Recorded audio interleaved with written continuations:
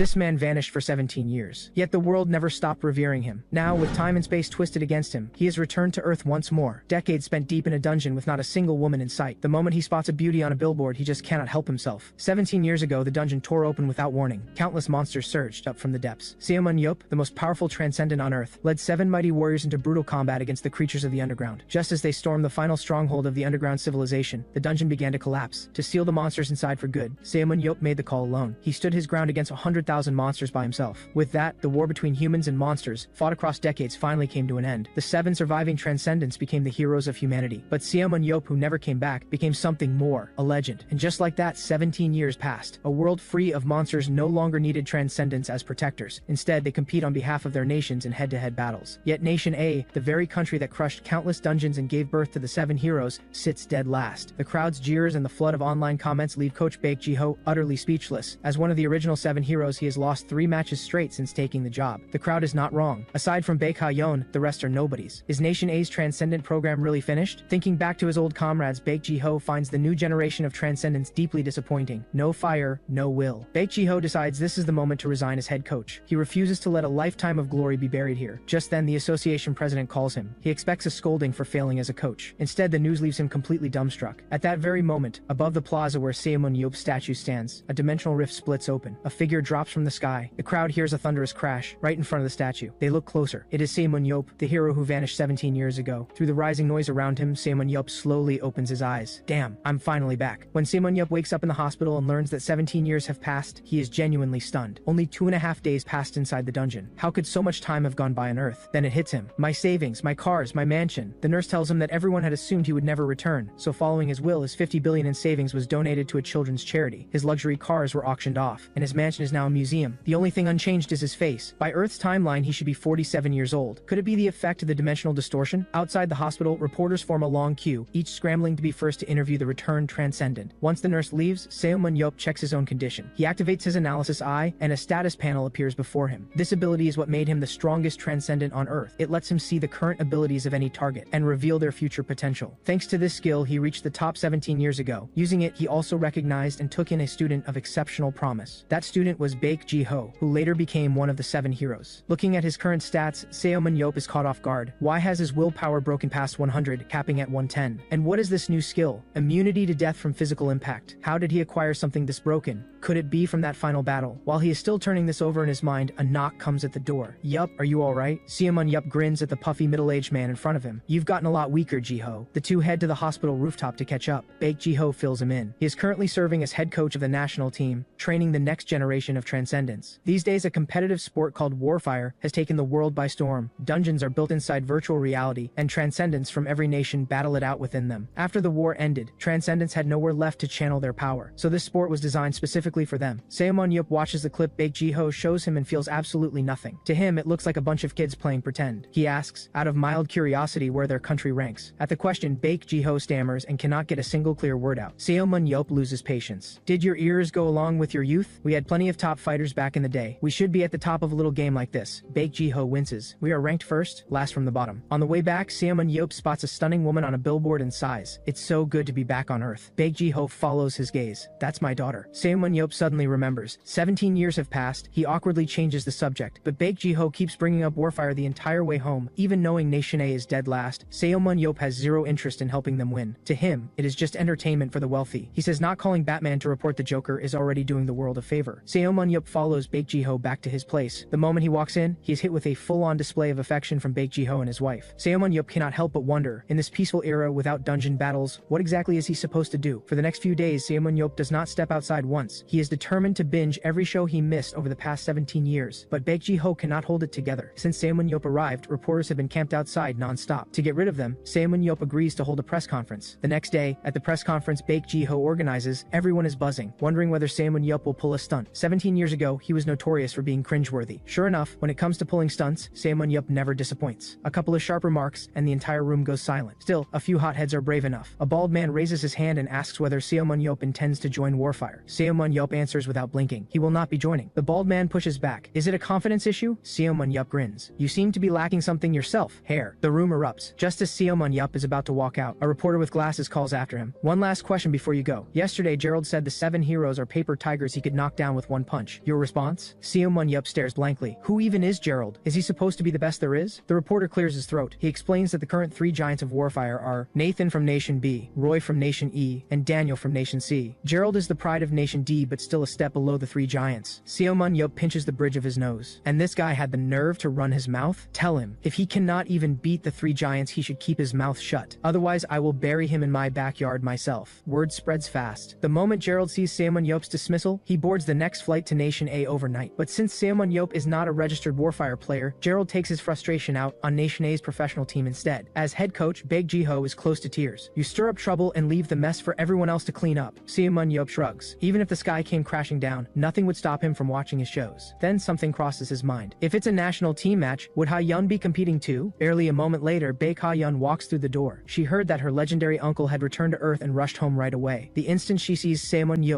she turns into a complete fangirl. She tackles him to the floor. Ximen Ye's face turns red. Ha-yeon, you've grown up. Baek Ha-yeon beams and curls up against him like a kid. He then asks whether she came back for Nation A's tournament. She says the main reason she is here is to see him. Leaning into him, she asks whether he would consider joining Warfire. Ximen Ye points at the TV. He has important business to attend to. Ha-yeon immediately starts pouting, saying her uncle has changed. He used to grant her every single wish. Ximen Ye stares at her. The only thing that has grown is you. When the pouting gets her nowhere, Ha-yeon asks him to come along for her ability test instead. Faced with those pleading eyes, Ximen Ye sighs and gives in. The two head to the Transcendent Association, guided by the staff. Baek Ha-yeon changes and steps into the virtual pod. Here, Ximen Ye learns how warfire actually works. Transcendents select their weapons through the virtual pod and fight monsters inside a virtual world. After watching Ha-yeon perform, Ximen Ye gives her a half-hearted compliment. Not bad for someone her age. Ha-yeon, annoyed, dares him to try it himself. Ximen Ye tells her flat out he does not play warfire. Ha-yeon jabs a finger at him. Nobody said play, just take the test. She starts pouting again, saying she has never once seen him fight in her entire life. Ximen Ye groans. Fine, just because you asked. With the staff guiding him, Ximen Ye gets ready. Warfire. Let's see what you've actually got. The data transfer completes, and Ximen Ye enters the virtual space. The familiar atmosphere feels just like being back in a dungeon. He contacts the staff and tells him to throw whatever they have at him. The staff member presses the button. A one-eyed Sarlbon materializes in front of Ximen Ye. The staff member tells Ha-yeon, this is the strongest creature currently in the database. The only question is how long it takes Ximen Ye to finish it. Inside the virtual space, the monster launches at Ximen Ye at full speed. Ximen Ye does not even blink. He tosses aside his weapon entirely. Why even bother bringing this thing? Then he raises a single finger and flicks. The explosion is massive. The monster is obliterated in an instant. The two outside are left completely speechless. Ha-yeon always knew her uncle was strong, but not this absurdly strong. Ximen Ye calmly tells them not to make such a big deal out of it. He asks the staff for another one. He has something he needs to test. A new Sarlbon quickly spawns in. But before anything happens, a strange voice cuts through. As the strongest on Earth, surely a mere Sarlbon is not enough for you. Ximen Ye is still trying to figure out who spoke when an alarm blares from the outside system. Warning! Someone is attempting to breach from an external module. With a burst of scorching flame, a fully armored man charges into the virtual space. You told me to come find you. Does that offer still stand? It is Gerald, the very man Ximen Ye had challenged. Ximen Ye says nothing as Gerald continues to shout. Gerald takes the silence as disrespect. He attacks without another word. His axe is nearly there. But the next second it cuts through nothing. While Gerald is still trying to process this, a chilling voice rises from directly behind him. Did you think I was scared? Please? I finally have someone worth testing myself against. Why would I let you go so easily? Outside, Ha-yeon and the staff are completely baffled. Why would a transcendent from Nation D just hack into their server like this? The truth is, it was orchestrated by Lim Jin-tae, the association president. Baek Ji-ho was in on it too. They were hoping this would spark Ximen Ye's interest in warfire. Inside the virtual space, Ximen Ye has already gotten a solid read on Gerald through their initial exchanges.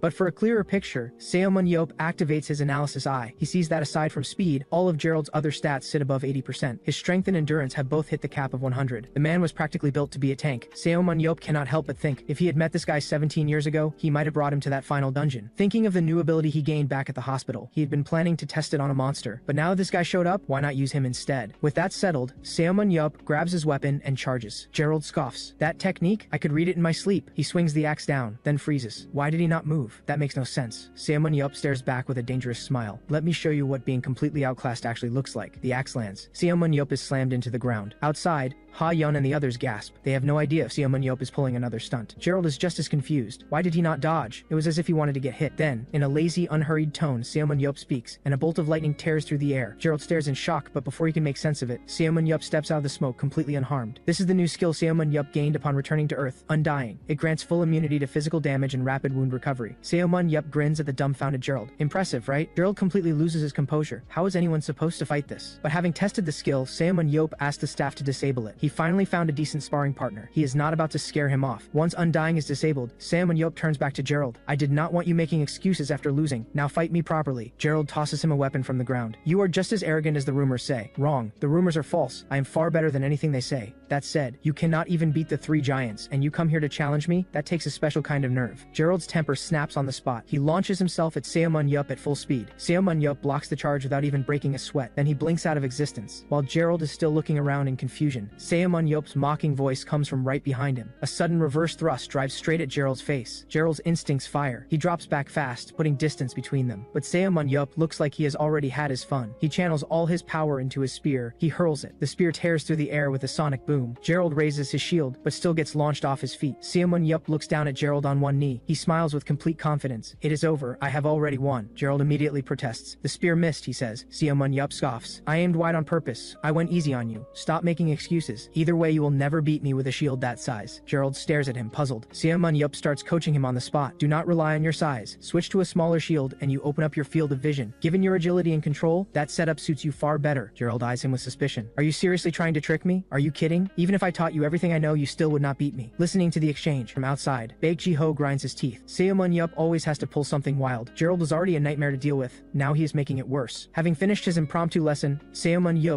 turns to leave. On his way out, he tells Gerald to remember to pay his tuition. Gerald says that is no problem, but Ximen Ye must fight him at the A-class tournament in 2 weeks. Ximen Ye is not pleased. I told you I'm not competing. Fine, keep your tuition. Gerald grabs onto him. Just say the word and I will pay whatever you ask. I will give you myself if I have to. Outside, everyone watching the screen has the same pained expression. Then something clicks for Lim Jin-tae. A brilliantly bad idea takes shape in his head.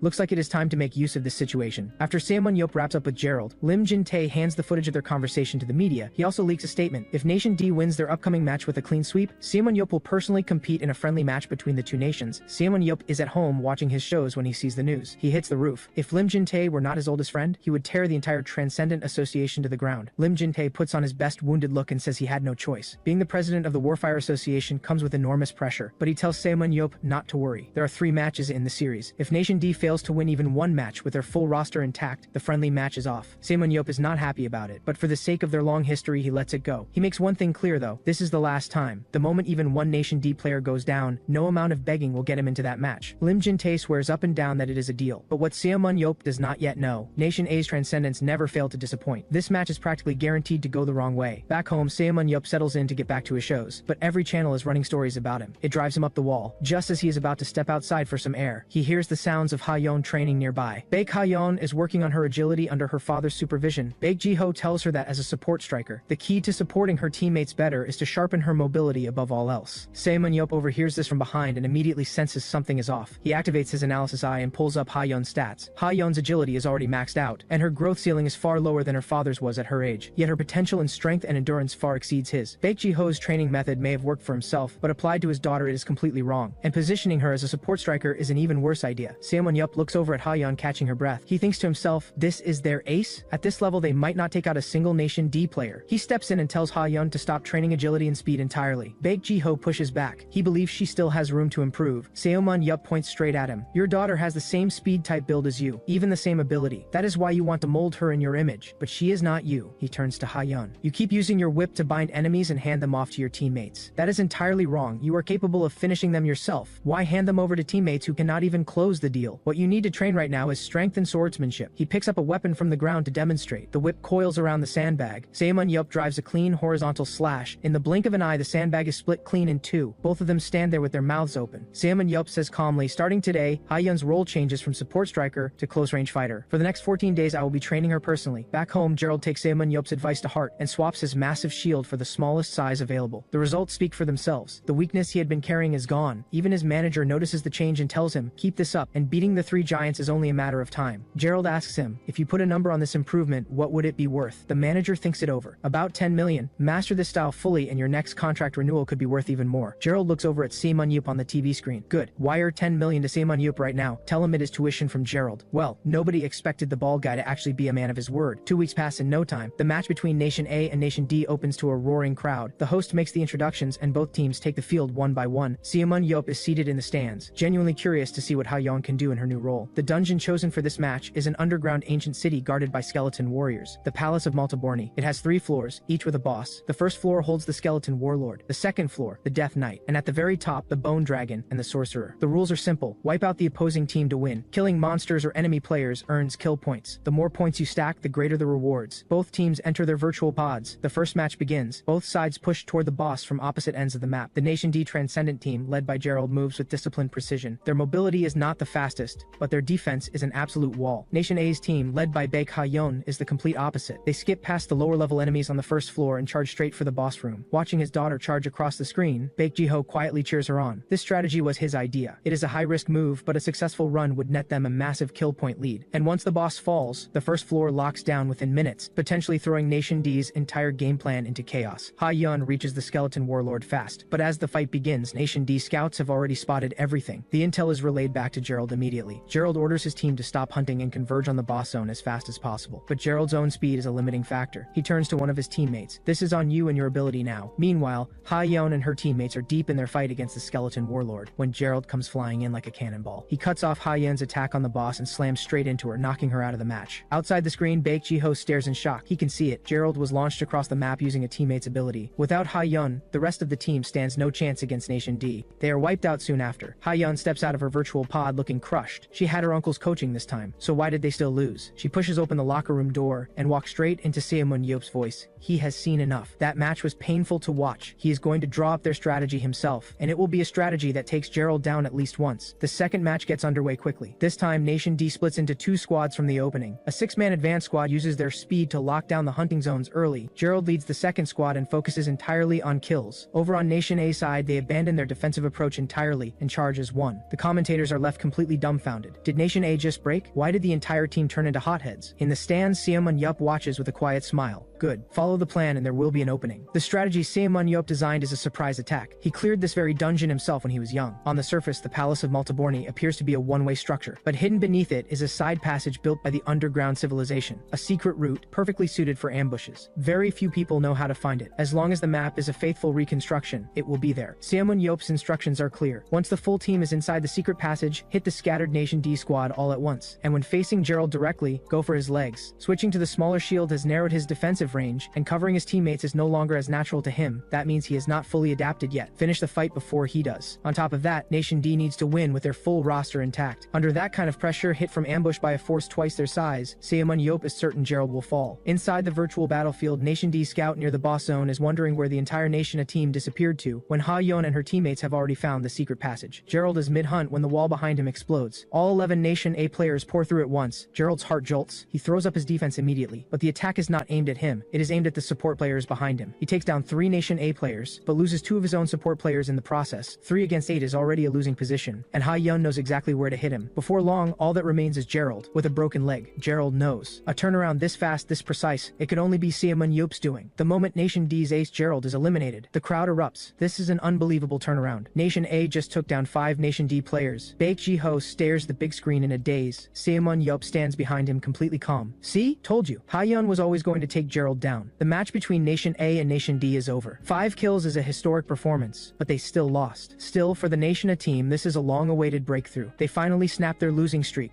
and every bit of it came from Ximen Ye's guidance before the match. The match footage hits 10 million views in under 5 minutes of being posted online. Lim Jin-tae tracks down Ximen Ye and asks whether he has any interest in putting his abilities to real use. Ximen Ye gives him a look. "I won our bet, don't bother me." Lim Jin-tae laughs nervously. He explains that in just a few days the Warfire Professional League is set to begin. Before the opening ceremony, he wants to gather notable players for a charity match. He hopes Ximen Ye will take part. As soon as the words are out, Lim Jin-tae expects a flat refusal. He knows Ximen Ye well enough. If he does not want to do something, nothing in the world will make him. But Ximen Ye says he will think about it. Lim Jin-tae nearly loses his mind with excitement. He grabs Ximen Ye by the head and tries to pull him into a hug. Ximen Ye pulls back, irritated. "I said I would think about it, not that I would join." Lim Jin-tae says he just could not contain himself. Seeing that wide, glowing smile, Ximen Ye cannot help but wonder just how genuine this charity match really is. Lim Jin-tae's conscience flares up instantly, but he straightens his back and insists he never lied. Ximen Ye makes it clear. His participation comes with conditions. The scene shifts to the house. There stands Baek Ji-ho in the training yard, his face heavy with worry. That's right. Ximen Ye's condition is that Baek Ji-ho must compete too. Baek Ji-ho is not happy about it. "I'm 48 years old and I haven't touched a weapon in 17 years. I'll make a complete fool of myself out there." Ximen Ye just smiles. He promises to train him back into shape, to help him rediscover who he used to be. As he says it, he activates his analysis eye and scans Baek Ji-ho's stats. After 17 years without combat, every single attribute attribute is dropped. Ximen Ye grins. Didn't realize you'd gotten this weak. We start hell training tomorrow. Meanwhile, Lim Jin-tae sits by the window, turning Ximen Ye's words over in his mind. Beyond bringing Baek Ji-ho in, Ximen Ye also demanded that Baek Ha-yeon be his partner. But regardless, the 7 heroes reuniting, even partially, is the kind of headline that pulls in sponsors. With that thought, Lim Jin-tae picks up the phone. It's me. I need a favor. With 7 days left until the charity match, Baek Ji-ho brings Ximen Ye to the Warfire Association. Before the match, Ximen Ye needs to complete an avatar assessment. This will calibrate his in-game stats to match his real-world capabilities.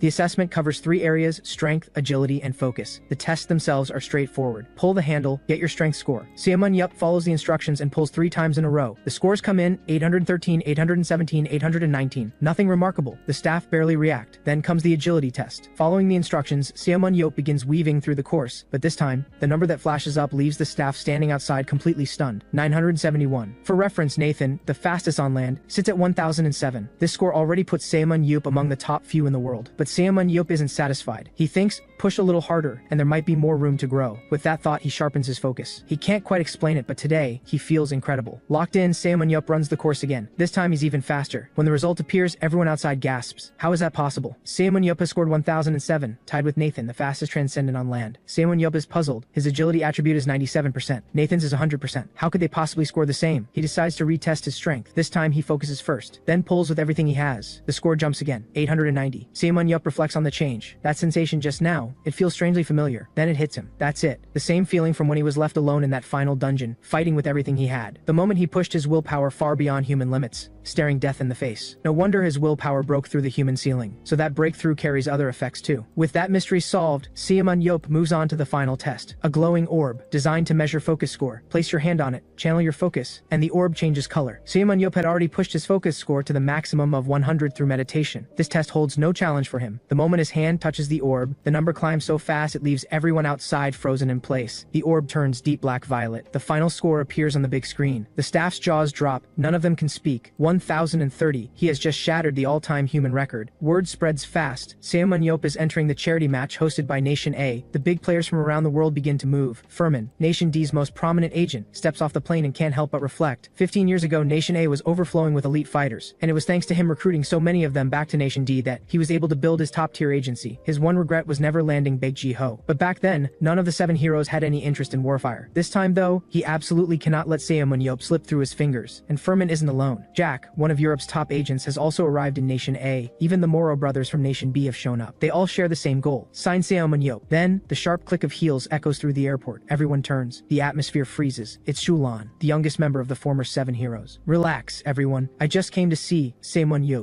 On the other side of town, when Ximen Ye hears that Shulan has arrived, he is not thrilled. 17 years ago, Shulan was chosen as one of the 7 heroes for her rare and extraordinary ability. The only daughter of a wealthy family, she had been under full government protection since childhood, living like royalty every step of her life. But after she joined Ximen Ye's team, he would tear into her without mercy over tactical coordination every single time. So hearing that she's here now sends a chill straight through him. Baek Ha-yeon can practically smell the drama brewing. Baek Ji-ho tells Ximen Ye to set it aside for now. The match is what matters. Ximen Ye shrugs it off. With himself, Baek Ji-ho, and Baek Ha-yeon, that lineup is more than enough. Everyone else can just coast to victory. But then, a figure in the crowd catches Ximen Ye's eye. His name is Choi Hyuk. His stats aren't maxed out, but he possesses 2 exceptional skills: focus, concentration, and endurance boost, especially that second one. And his strength ceiling sits at 90. With the right training, he could become a genuinely solid tank. That thought barely finishes forming before Ximen Ye calls him over. When he finds out Choi Hyuk is currently playing as a close-range fighter, Ximen Ye's brain short-circuits. Are you out of your mind? You could be a tank and you're out here as a close-range fighter? Do you even know what your own skills do? Choi Hyuk explains that he considered it, but his smaller build pushed him toward an offensive role, and his focus concentration skill fits naturally with attacking. And there it is. This kid has no idea he's already awakened his second skill. Ximen Ye has Baek Ha-yeon bring over a shield. He tells Choi Hyuk, no time for long explanations. Just strap the shield to the left side of his chest and don't ask questions. Choi Hyuk looks completely lost, but before he can say a word, Ximen Ye fixes him with a cold stare. Don't argue with me, kid. Starting now, you're the team's tank. Choi Hyuk looks like a kicked puppy, but there's no time to protest. The crowd roars. Both teams make their entrance. Killing time, Ximen Ye idly scans the area. Then a bleached blonde kid blowing bubbles catches his eye. Shim Young-soo has decent overall stats, but his willpower is absolute garbage. Ximen Ye, who clawed his way up from nothing, has never had patience for people without grit, and the feeling is mutual. Shim Young-soo has no respect for Ximen Ye either, especially after Ximen Ye lectured them at the last match. Who does that ancient fossil think he is? Never even played Warfire and acting like he knows everything. Ximen Ye clocks the attitude immediately. He strolls over. Seems like you've got a problem with me. Shim Young-soo sneers. Obviously, you were putting on quite a show last time. You've never even played Warfire. You're a relic. Bet I'll destroy you out there. That genuinely muses Ximen Ye. Well, thanks to you, I think I'm starting to take an interest in Warfire. You're done today. Both teams step into their virtual pods. The arena erupts. Among the audience, beyond the top agents, Gerald himself has also arrived. The map for this match is the Spinning Caves of Asha, a terrain made up of 3 circular arenas with a secret passage at the center that leads underground. The monsters include Arachne, skeleton warriors, and Sarlbon. Before entering the dungeon, Baek Ji-ho has the strategy mapped out. Everyone clears Zone 5-1, then immediately moves to Zone 5-2. Meanwhile, Ximen Ye goes alone to take down the boss in Zone 5. Once the boss dies, Zone 5 seals off. So everyone needs to time their kills to finish simultaneously. The team murmurs among themselves. Can someone really solo Sarlbon? Even the strongest teams need 3 people for that. But Baek Ji-ho doesn't explain. He moves straight on to the Zone 6 strategy. You don't earn the title of world's strongest for nothing. A monster at that level? Barely a warm-up for him. The match begins, and Ximen Ye begins his hunt. Working alongside Baek Ji-ho, the two of them cut through monsters at a blistering pace. The crowd goes wild. A legendary duo reunited. Their synergy is flawless, their power undiminished. In no time, the first zone is cleared. Arachne may not be the most fearsome creature, but without piercing that hardened shell, no attack does a thing. Ximen Ye launches the technique again and again. The Bald brothers in the audience are completely in awe. This is Ximen Ye's signature move, the 100-centimeter thrust technique. Quite a sight to behold. But for Shulan, this is nothing new. What looks like a basic throwing move, Ximen Ye has turned into something extraordinary. The moment the throw activates, the spear rockets forward at blinding speed. And what Ximen Ye does is catch it again before it travels 100 centimeters. A lightning-fast thrust and pull cycle that puts the monster through relentless, agonizing punishment. The catch? This insane technique requires catching something moving like a bullet. One mistake, and it all falls apart. Shulan watches quietly. You really haven't changed at all, Ximen Ye.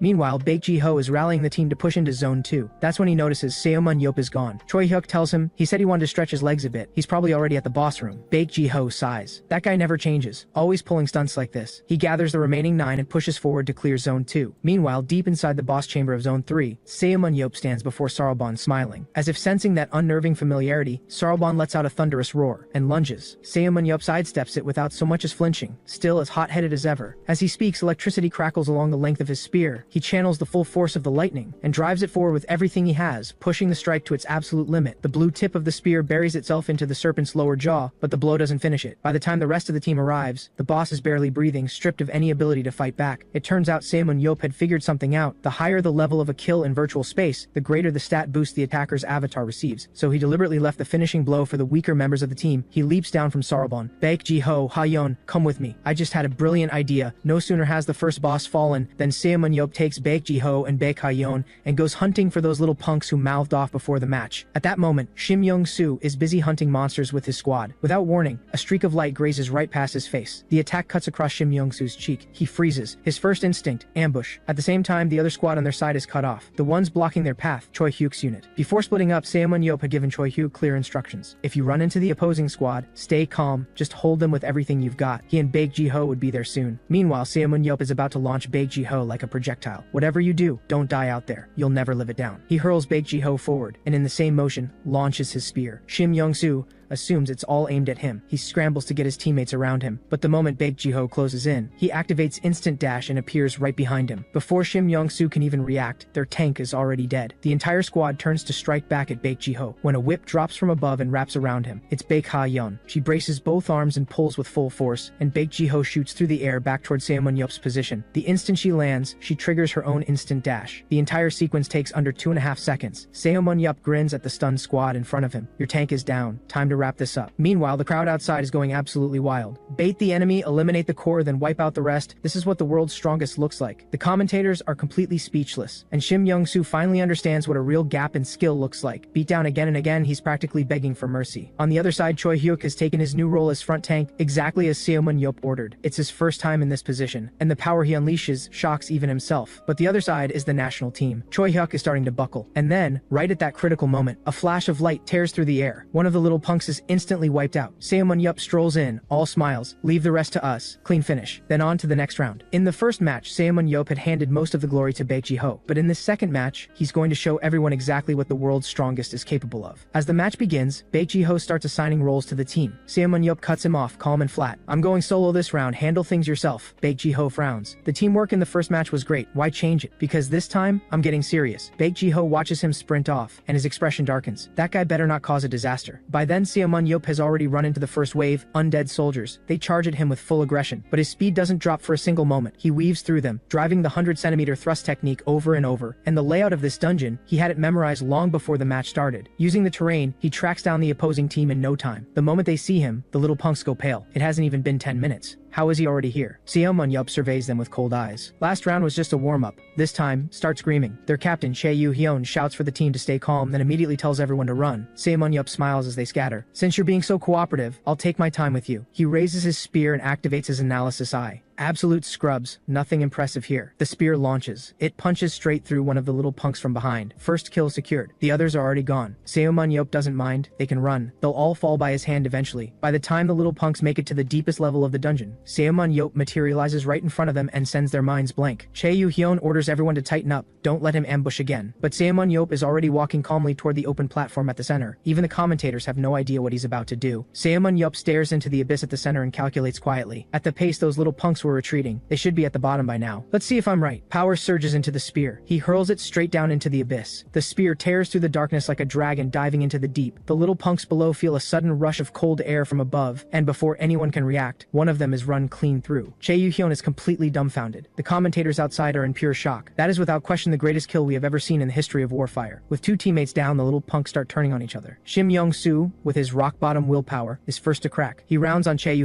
All you do is run. You don't know how to stand and fight. Che tells him to calm down. They're already short on numbers. Sending people to hold off Ximen Ye risks getting surrounded. Ximen Ye is furious. Just hit him with an explosion ball and be done with it. Che tells him to conserve his focus. Ximen Ye has had enough. He ignores his captain and fires an explosion ball straight at Ximen Ye's position. The blast tears through the air. Ximen Ye smirks. I knew you were hiding back there. Nothing left of you now. But as those words leave his mouth, Ximen Ye walks out of the smoke completely unharmed. What an idiot. Couldn't you tell I let you find me on purpose? Before Ximen Ye can respond, Ximen Ye leaps and vanishes. Ximen Ye's composure is starting to crack. His prized ability deflected like it was nothing. In Major League play, barely anyone had ever blocked one of his explosion balls. That skill was the very reason he made it onto the national team as the core striker. Che recognizes the threat. He splits the team into two groups to pin Ximen Ye down. Ximen Ye watches three of them peel off. He stares, expressionless. Thought you might actually come up with something. This is even more disappointing than I expected. He leaps into the middle of them. Playtime is over. Every strike of the spear takes one of them out. 5 kills. The audience is stunned into silence. A solo 5-kill streak in the opening minutes. So this is what the world's strongest truly looks like. Shulan stares at the screen motionless. He really came back. Baek Ji-ho hears the news and immediately tries to reach Ximen Ye. What's going on over there? We're coming to link up with you. Ximen Ye grins. Don't bother. It'll be over before you get here. Time for the real slaughter. He moves. In an instant, he stands before the remaining 6. They look at him, a god of death closing in, and panic sets in. Che Hyun orders them to pair up and surround him. But a pack of sheep is no match for a lone wolf. All he needs is one spear. Ximen Ye steamrolls through them with overwhelming force. Ximen Ye is frozen in disbelief. What kind of monster did they provoke? He watches Ximen Ye advance toward him step by step, and despair sets in completely. What awaits him is a beating with no end. They emerge from their virtual pods. The host rushes straight to Ximen Ye. She asks if he has any advice for the national team. Ximen Ye scratches his head. He genuinely can't think of any. If I had to say something, just tear it all down and start over. The host follows up. Has he ever considered becoming a coach? Ximen Ye smiles. Depends on how serious the offer is. On the way back, Baek Ji-ho asks if he's serious about coaching. Ximen Ye says if the price is right, he'd consider it, but he also tells Baek Ji-ho to step down as head coach. Flat out, he's not cut out for teaching. Baek Ji-ho takes that hard. He had spent 11 years alongside Ximen Ye. He thought he'd grown into someone who'd hold his own, not this. And Emre Casa, another of the 7 heroes, had become a world-class head coach. By comparison, this feels like complete failure. He asks if Ximen Ye would take on the role of technical coach instead. Same answer, right price, anything is possible. But for old time's sake, he'll throw in a few tips for free. First, bring Choi Hyuk onto the national team as a tank. Second, use Liu Bihu as a trump card for one-shot kills. That acceleration skill of his has its uses. Third, move Che Yu-hyun from front tank to support tank in the back line. And last, cut the vice chairman's son, Shim Yong-soo. Baek Ji-ho pushes back, not because he's worried about the vice chairman, but because Shim Yong-soo's stats are genuinely among the best on the national team. Ximen Ye scoffs. What's the point of raw ability if your willpower is that of a child? A person like that is poison to the whole team, unless you can build his willpower up from scratch. Talking as they go, the two arrive at Hotel Henrik's. A banquet follows the charity match, and Ximen Ye, as the star of the show, has to make an appearance. The room is also full of top agents from across the world. The moment Ximen Ye arrives, Jack is is the first to approach. After a brief exchange, Jack hands over his card. Jack has barely stepped away when the Bald brothers push through. Ximen Ye knows them. They used to run underground arms dealing tied to dungeon operations. Baek-ha-yun leans in quietly. They're out of that business now. They own a warfire club. Nathan, one of the 3 giants, is on their roster. That clicks everything into place for Ximen Ye. He asks them straight, are they here to recruit him? The Bald brothers smile, genuine enough. Landing the world's #1 would be incredible, of course, but we'd never pressure anyone into something they don't want. Right now, it's Baek-ha-yun we're interested in. We want her on our roster. Ximen Ye laughs. You've got good taste, I'll give you that. But are you sure this isn't just your way of getting to me? They insist. Absolutely not. They made the decision after watching Baek-ha-yun's match, full stop. Of course, if you wanted to join too, we wouldn't complain. Ximen Ye stares at them. Your agenda is written all over your faces. Still, if Baek-ha-yun joined their club, she'd have real room to grow. He sends the Bald brothers off thinking that's the last of it for tonight. Just as he and Baek-ha-yun are about to slip away for a card game, a voice stops him again. Ximen Ye exhales sharply. Are you serious right now? Apologies for the interruption. My name is Ximen Ye, Government Secretary. Are you familiar with the transcendent merit system? Ximen Ye blinks. Isn't that just a pipe dream?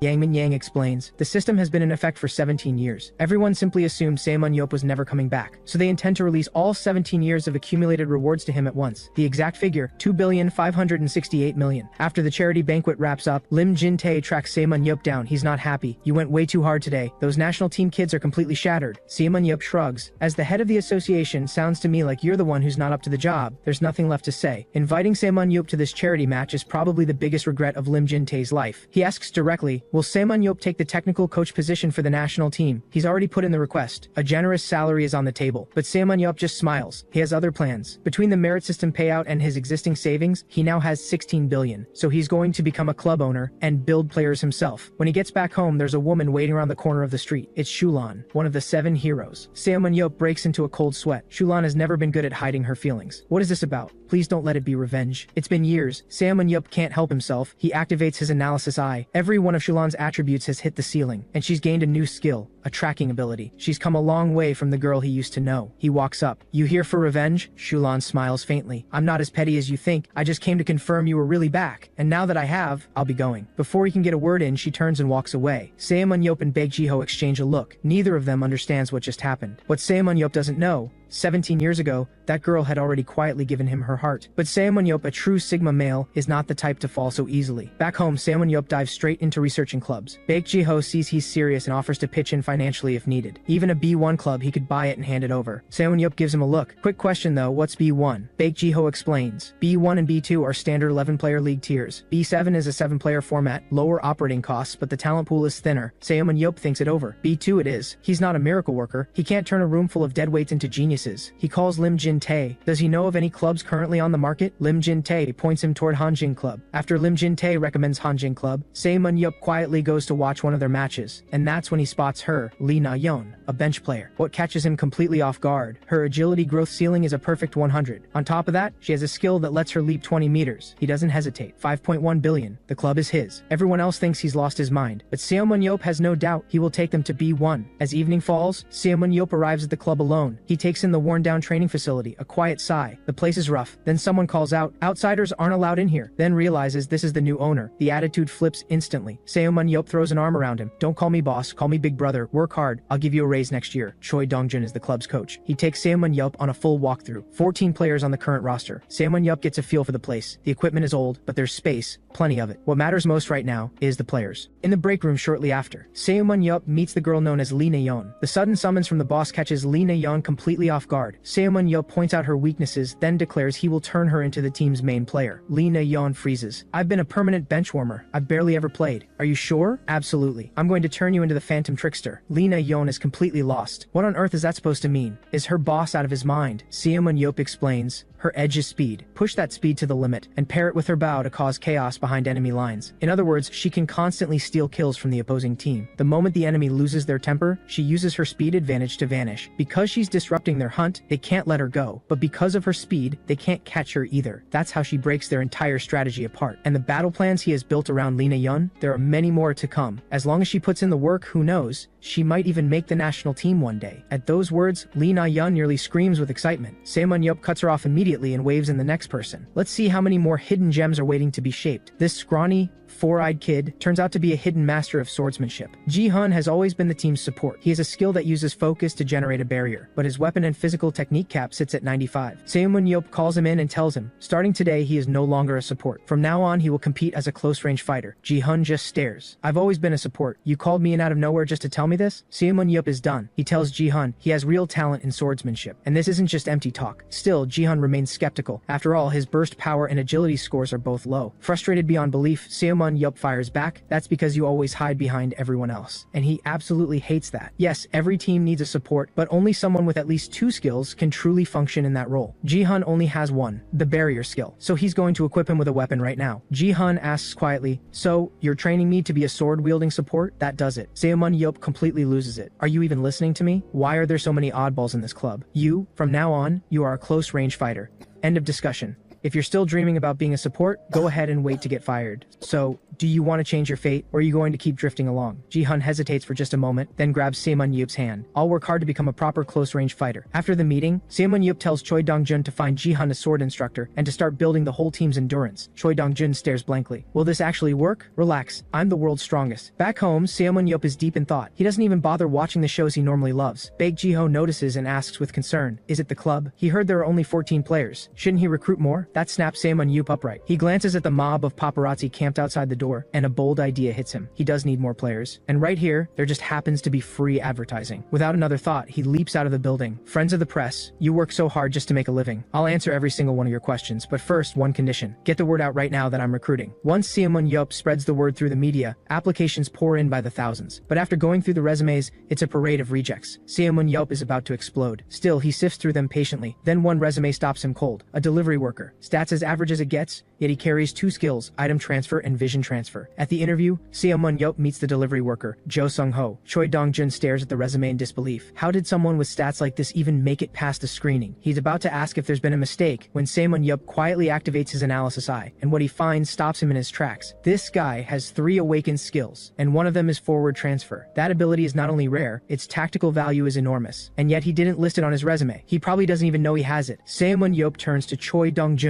Is he the same age as Lee Na-yeon? Choi Dong-jun blinks. Yeah, but what does that have to do with anything? Ximen Ye ignores him, fixing a sly grin on Jo Sung-ho. Fate really does work in mysterious ways. Jo Sung-ho, your resume shows nothing but delivery work, so why are you applying to be a Warfire player? And honestly, your stats don't exactly scream player material. Jo Sung-ho clenches his fists and answers without hesitation. I know my stats are poor, but becoming a Warfire player has been my dream for as long as I can remember. Others might call it wishful thinking, but I mean it this time. Ximen Ye is thoroughly satisfied. He asks, how has Jo Sung-ho been performing long-distance item transfers? Jo Sung-ho explains, when the distance is too great, he uses focus to sense the general location. Ximen Ye lights up. That ability can be used for scouting too. Turns out you're more useful than I thought. They say every great phantom trickster needs an outstanding scout behind them. Jo Sung-ho, you're in. And you and Lee Na-yeon are going to be the perfect duo. The two of you will be the core of the Hanjin Club going forward. Let's show our opponents exactly what the trickster strategy can do. 2.5 months later, Ximen Ye has finally shaped Lee Na-yeon and Jo Sung-ho into the ultimate trickster duo. Now comes the match where everything is put to the test. Following Ximen Ye's battle plan, Lee Na-yeon uses her speed to harass the enemy without stopping. Every time the enemy moves in for a kill, she swoops in to mess it up. Meanwhile, Jo Sung-ho tucks himself into a safe spot and keeps Lee Na-yeon stocked with arrows via item transfer. As for her safety, Ji-hun has her covered. The trickster strategy leaves the crowd completely speechless. Watching it play out on screen, Ximen Ye laughs until he tears up. Baek Ji-ho's wife turns to Ximen Ye with a look of disbelief. This was your idea? Why don't you come help my husband too? At that, Ximen Ye can't hold back his frustration. He had suggested putting Choi Hyuk in his tank and dropping Shim Young-soo ages ago, but Baek Ji-ho just wouldn't listen. Just then, the commentator cuts in with a match update. Lee Na-yeon is completely surrounded. It looks like she's about to go down. Jo Sung-ho transfers a vision of the safe escape route to her. In a flash, Lee Na-yeon moves like a ribbon in the wind, leaping through enemy lines without pause. I'm losing my mind. Someone catch that little trickster. The enemy is furious. Every single player drops their hunts and charges after Lee Na-yeon. In no time, she's cornered at the edge of a cliff. Nowhere left to run now. Lee Na-yeon just grins. Oh, we'll see who's running. Before anyone can react, a massive rock materializes behind her. Her teammates, fully armed, are gripping onto it. The commentators are stunned. A floating island, used to deploy the entire squad in an instant. The enemy team, so busy chasing Lee Na-yeon that they never had time to build up, stands no chance against the fully developed Hanjin Club. Game 1, Ximen Ye's team wins 9-0. Lee Na-yeon and Jo Sung-ho become the stars of the match. Amid the waves of cheering, Lee Na-yeon looks down and finds Ximen Ye in the crowd. See? I told you. I'd turn you into the best starter on the team. Ximen Ye gives her a big thumbs up. His words hit like a shot of adrenaline. Don't worry, I won't let you down. In the second round, the team runs the same strategy and takes another win. This tournament burns the name of YSM Club into everyone's memory. It's their first victory since the club was renamed. Lee Na-yeon and Jo Sung-ho take over every headline. Fans online go wild. Only a captain of the 7 heroes could lead a team of eternal underdogs to victory. A few days later, Baek Ji-ho tracks Ximen Ye down. Did you really pick those players yourself? Do you think they'd perform just as well in the national team? Ximen Ye gives him a look. If you have the energy to ask that, spend it on getting Choi Hyuk. It's been this long. Why isn't he in the national team yet? Baek Ji-ho sighs. Choi Hyuk agreed to come play as tank, but his club's owner is strongly against it. Then what's his transfer fee? If you can't handle it, let me sign him. A few more weeks pass. Ximen Ye's team reels off 5 straight wins. Coach Choi Dong-jun is beside himself with excitement, but Ximen Ye tells him not to celebrate too soon. Right now, the priority is building the team's endurance, and he hands Choi Dong-jun a target. By the end of the season, a 50% win rate. Choi Dong-jun turns to stone. The highest Hanjin club ever reached was 31%. Choi Dong-jun figures it must be a joke, but team captain Ro Jong-hwan doesn't see it that way. 50%, once completely unthinkable for Hanjin club, but he trusts that his boss doesn't say things without reason. He may carry a carefree devil-may-care attitude every day, but every decision he makes is the result of careful calculation. So now it's the player's turn to give something back. Then Ximen Ye makes an announcement. If the team hits 50% this season, he will pour in more funding. The room erupts in applause. He steps out right after, but there's one thing he didn't tell them. Their current strategy isn't without a flaw. The moment an opponent locates the hidden Jo Sung-ho, the whole strategy collapses. More tactics require better resources. Sponsors have been coming in, but no one sponsors talent. Just as Ximen Ye is wrestling with this problem. A message comes from Baek Ji-ho. Go check out the youth league. Most of the top prospects have already signed, but there might still be some hidden gems left. Ximen Ye's mood lifts instantly. You better wait for me, kids. With the tip from Baek Ji-ho, he starts hunting for hidden gems, school by school. But when he arrives, reality hits hard. Even players averaging around 70 in stats have already been snatched up, just as he's about to call it quits. A late student comes running in. Ximen Ye assumes he's just another unremarkable prospect, but one casual glance nearly knocks him off his feet. Yoonbyum's stats are nothing special, but Shadow Walk, that skill was made for an assassin. Without the analysis eye, no one in the world would ever spot this kid and the extraordinary ability he carries. Ximen Ye moves to sign Yoonbyum right then and there. Yoonbyum is startled. You don't even know me, why would you offer me a spot? My strength is low, my speed is low, even my ability is ordinary. Ximen Ye narrows his eyes. Are you questioning my judgment? I'm the one who discovered Lee Na-yeon and Jo Sung-ho. Ji-hun used to be a nobody of a support. I found him too. Even so, Yoonbyum can't shake his self-doubt. Ximen Ye explains, his ability is tied to his personality. It falls under the shadow attribute, and that can be changed with effort. He offers a deal, 3 years. If Yoonbyum wants out at the end, he'll receive 300 million in compensation. That number stops Yoonbyum cold. He asks if he can talk it over with his mother first. Ximen Ye grabs him. What's there to discuss? Let's go. Back home, Yoonbyum's mother happily hands over her son without a second thought. With this first success, Ximen Ye heads into the rest of his scouting with full confidence. But the reality is brutal. Nearly every school has been cleaned out. By evening, he reaches the last school on his list, and what he finds there irritates him even more. There's clearly a student here with solid stats and a strong ability, but the kid is stone cold stubborn. He says warfire is just a hobby to him. What he really wants is to become a writer, one who brings people dreams and hope. Ximen Ye is about to lose his patience. Then the word writer catches his ear. A plan forms instantly. He tells Choi Jong-min he was the hero who brought the world dreams and hopes 17 years ago. His biography has been published for years. His life is a novel. Write it out, and it would be a dark fantasy unlike anything the world has seen. He even hints at sharing untold stories from inside the dungeons, but only if Choi Jong-min joins the team. At that, Choi Jong-min can't hold back any longer. He signs on the spot. From this point on, Ximen Ye's team finally begins to take real shape. Just as he's leaving, Choi Jong-min calls after him. Why can't he find any weaknesses on Ximen Ye? His observation ability can pinpoint the weaknesses of national team players. And someone as perfect as you, why become a club owner? If you competed instead, wouldn't that mean? Before he can finish, Ximen Ye cuts him off. I have no interest in bullying beginners. After all, I'm just a living legend. After learning that Choi Hyuk still hasn't been selected for the national team, Ximen Ye heads straight to Twin Star Club that same day. The security team forms a wall outside, so he puts on a quick combat display right there on the spot. And just like that, Ximen Ye strolls right in.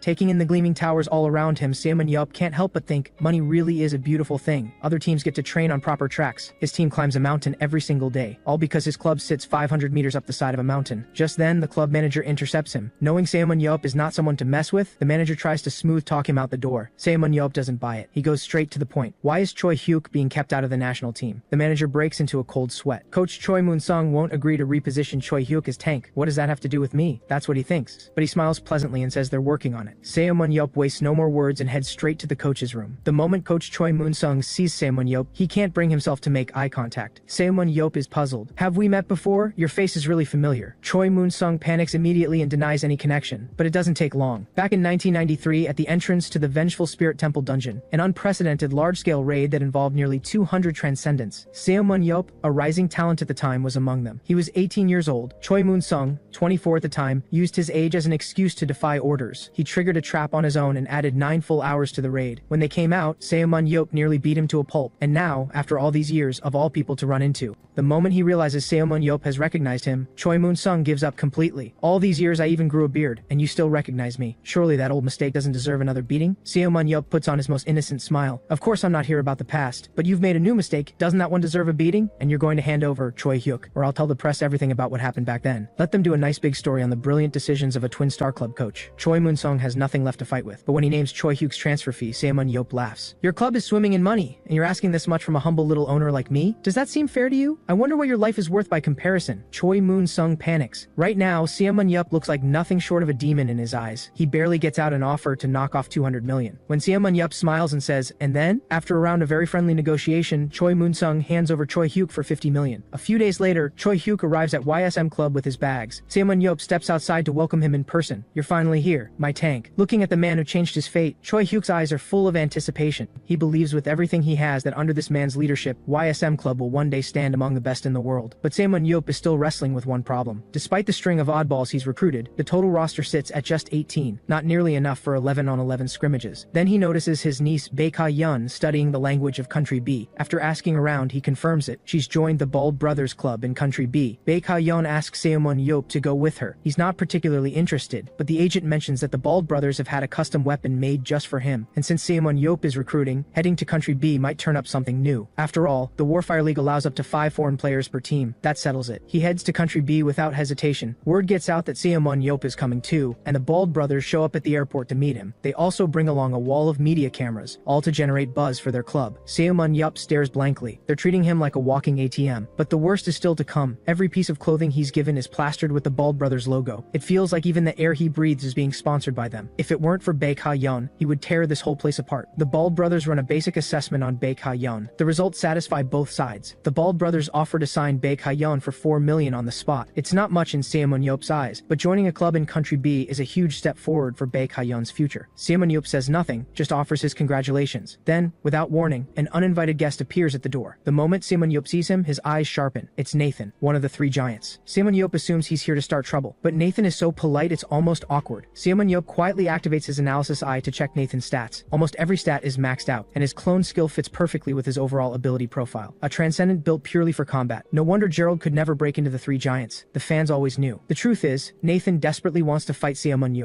but being their first meeting, he can't quite bring himself to say it. Ximen Ye notices Baek-ha-yeon staring a little too intently and quietly warns her not to get any ideas about a man like that. Baek-ha-yeon tells him to relax. She already has a type. Her mother leans in, curious. Baek-ha-yeon says she likes rugged men, and as she says it, she glances at Ximen Ye with pure admiration. That look says everything. Her battle-hardened mother understands in an instant. Ximen Ye, you shameless man. Even your own niece? The Bald Brothers' other reason for inviting Ximen Ye to Country B. A custom-made weapon just for him. It's a portable spear. Channel focus energy into it, and the spear shifts form, becoming a razor-sharp blade. It's the first time Ximen Ye has seen technology like this, and he's genuinely impressed. The Bald Brothers say they've made 5 of these for him, and with the dungeons gone, as long as he takes care of them, they'll last indefinitely. Accepting the gift, Ximen Ye almost feels embarrassed, but the Bald Brothers wave it off. The weapon isn't exclusive to him, but a spear used by Ximen Ye, even a replica would sell like crazy. Unbelievable. You two are playing me. You want me as a free spokesperson? The Bald Brothers tell him to calm down. It's not free. They'll pay 1.5 million per year in endorsement fees, and every time Ximen Ye carries the spear in a match, they'll add another 3 million on top. For the money's sake, Ximen Ye agrees, but he has no idea this is only the first step in the Bald Brothers scheme. He signs the contract in good spirits. Then the Bald Brothers ask if he remembers Clause 2. The signee must not discard the weapon and must carry it at all times. Ximen Ye stares blankly. Why would I throw it away? The Bald Brothers explain. Since he's not a registered Warfire player, the weapon can't pass through customs. To avoid breaching the contract, he has to register as a professional player right here. Ximen Ye looks completely trapped. He knew these two were up to something. Sensing the incoming explosion, the Bald Brothers quickly explain. Joining the association comes with no obligations or restrictions whatsoever. If anything, it only opens up more options. He can step onto the field whenever he chooses. Ximen Ye lets out a long, helpless breath. It doesn't really change much, but getting played by these two is deeply, deeply irritating.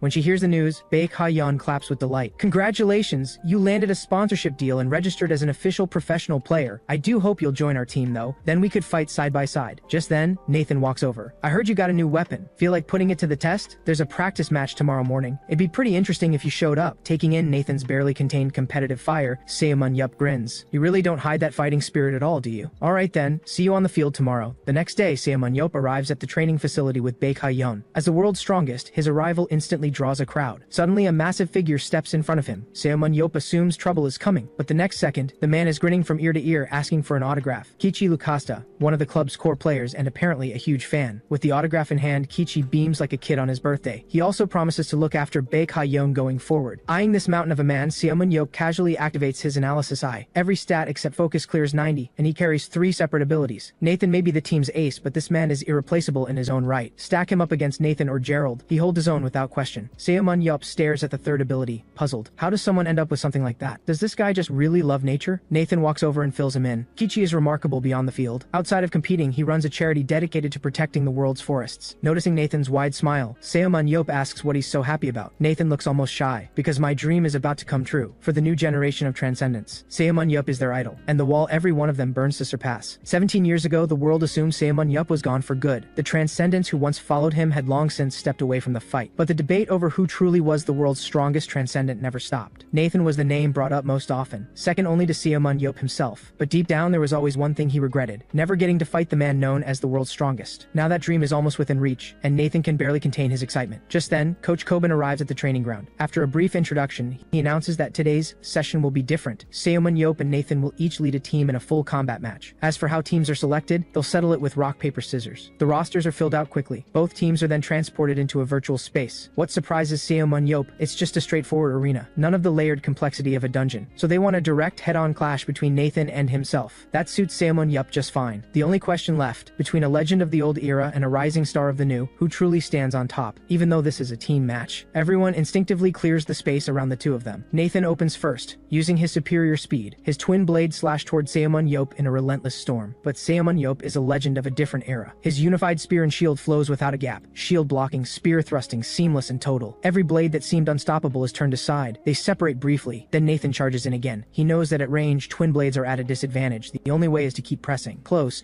and force Ximen Ye to react. But no matter how sharp his swordsmanship, Ximen Ye remains completely composed. Even the openings Nathan thinks he's spotted are nothing more than traps left on purpose. After 300 exchanges, Ximen Ye finally gets serious. The solid spear drives forward again and again with crushing force. If not for his superior speed, Nathan would have no chance of avoiding those devastating strikes. And what stuns him even more, Ximen Ye's unified spear and shield moves like flowing water. Aim for the spear and you get hit by the shield. Aim for the shield and you get pierced by the spear. And there's no breaking out of his attack range. He always holds the exact distance that makes a counterattack nearly impossible. This is the man who earned the title of the world's strongest. Not a single crack to be found. Nathan steadies himself. There's only one option left, a flash of light, and two Nathans stand side by side, his clone skill finally unleashed.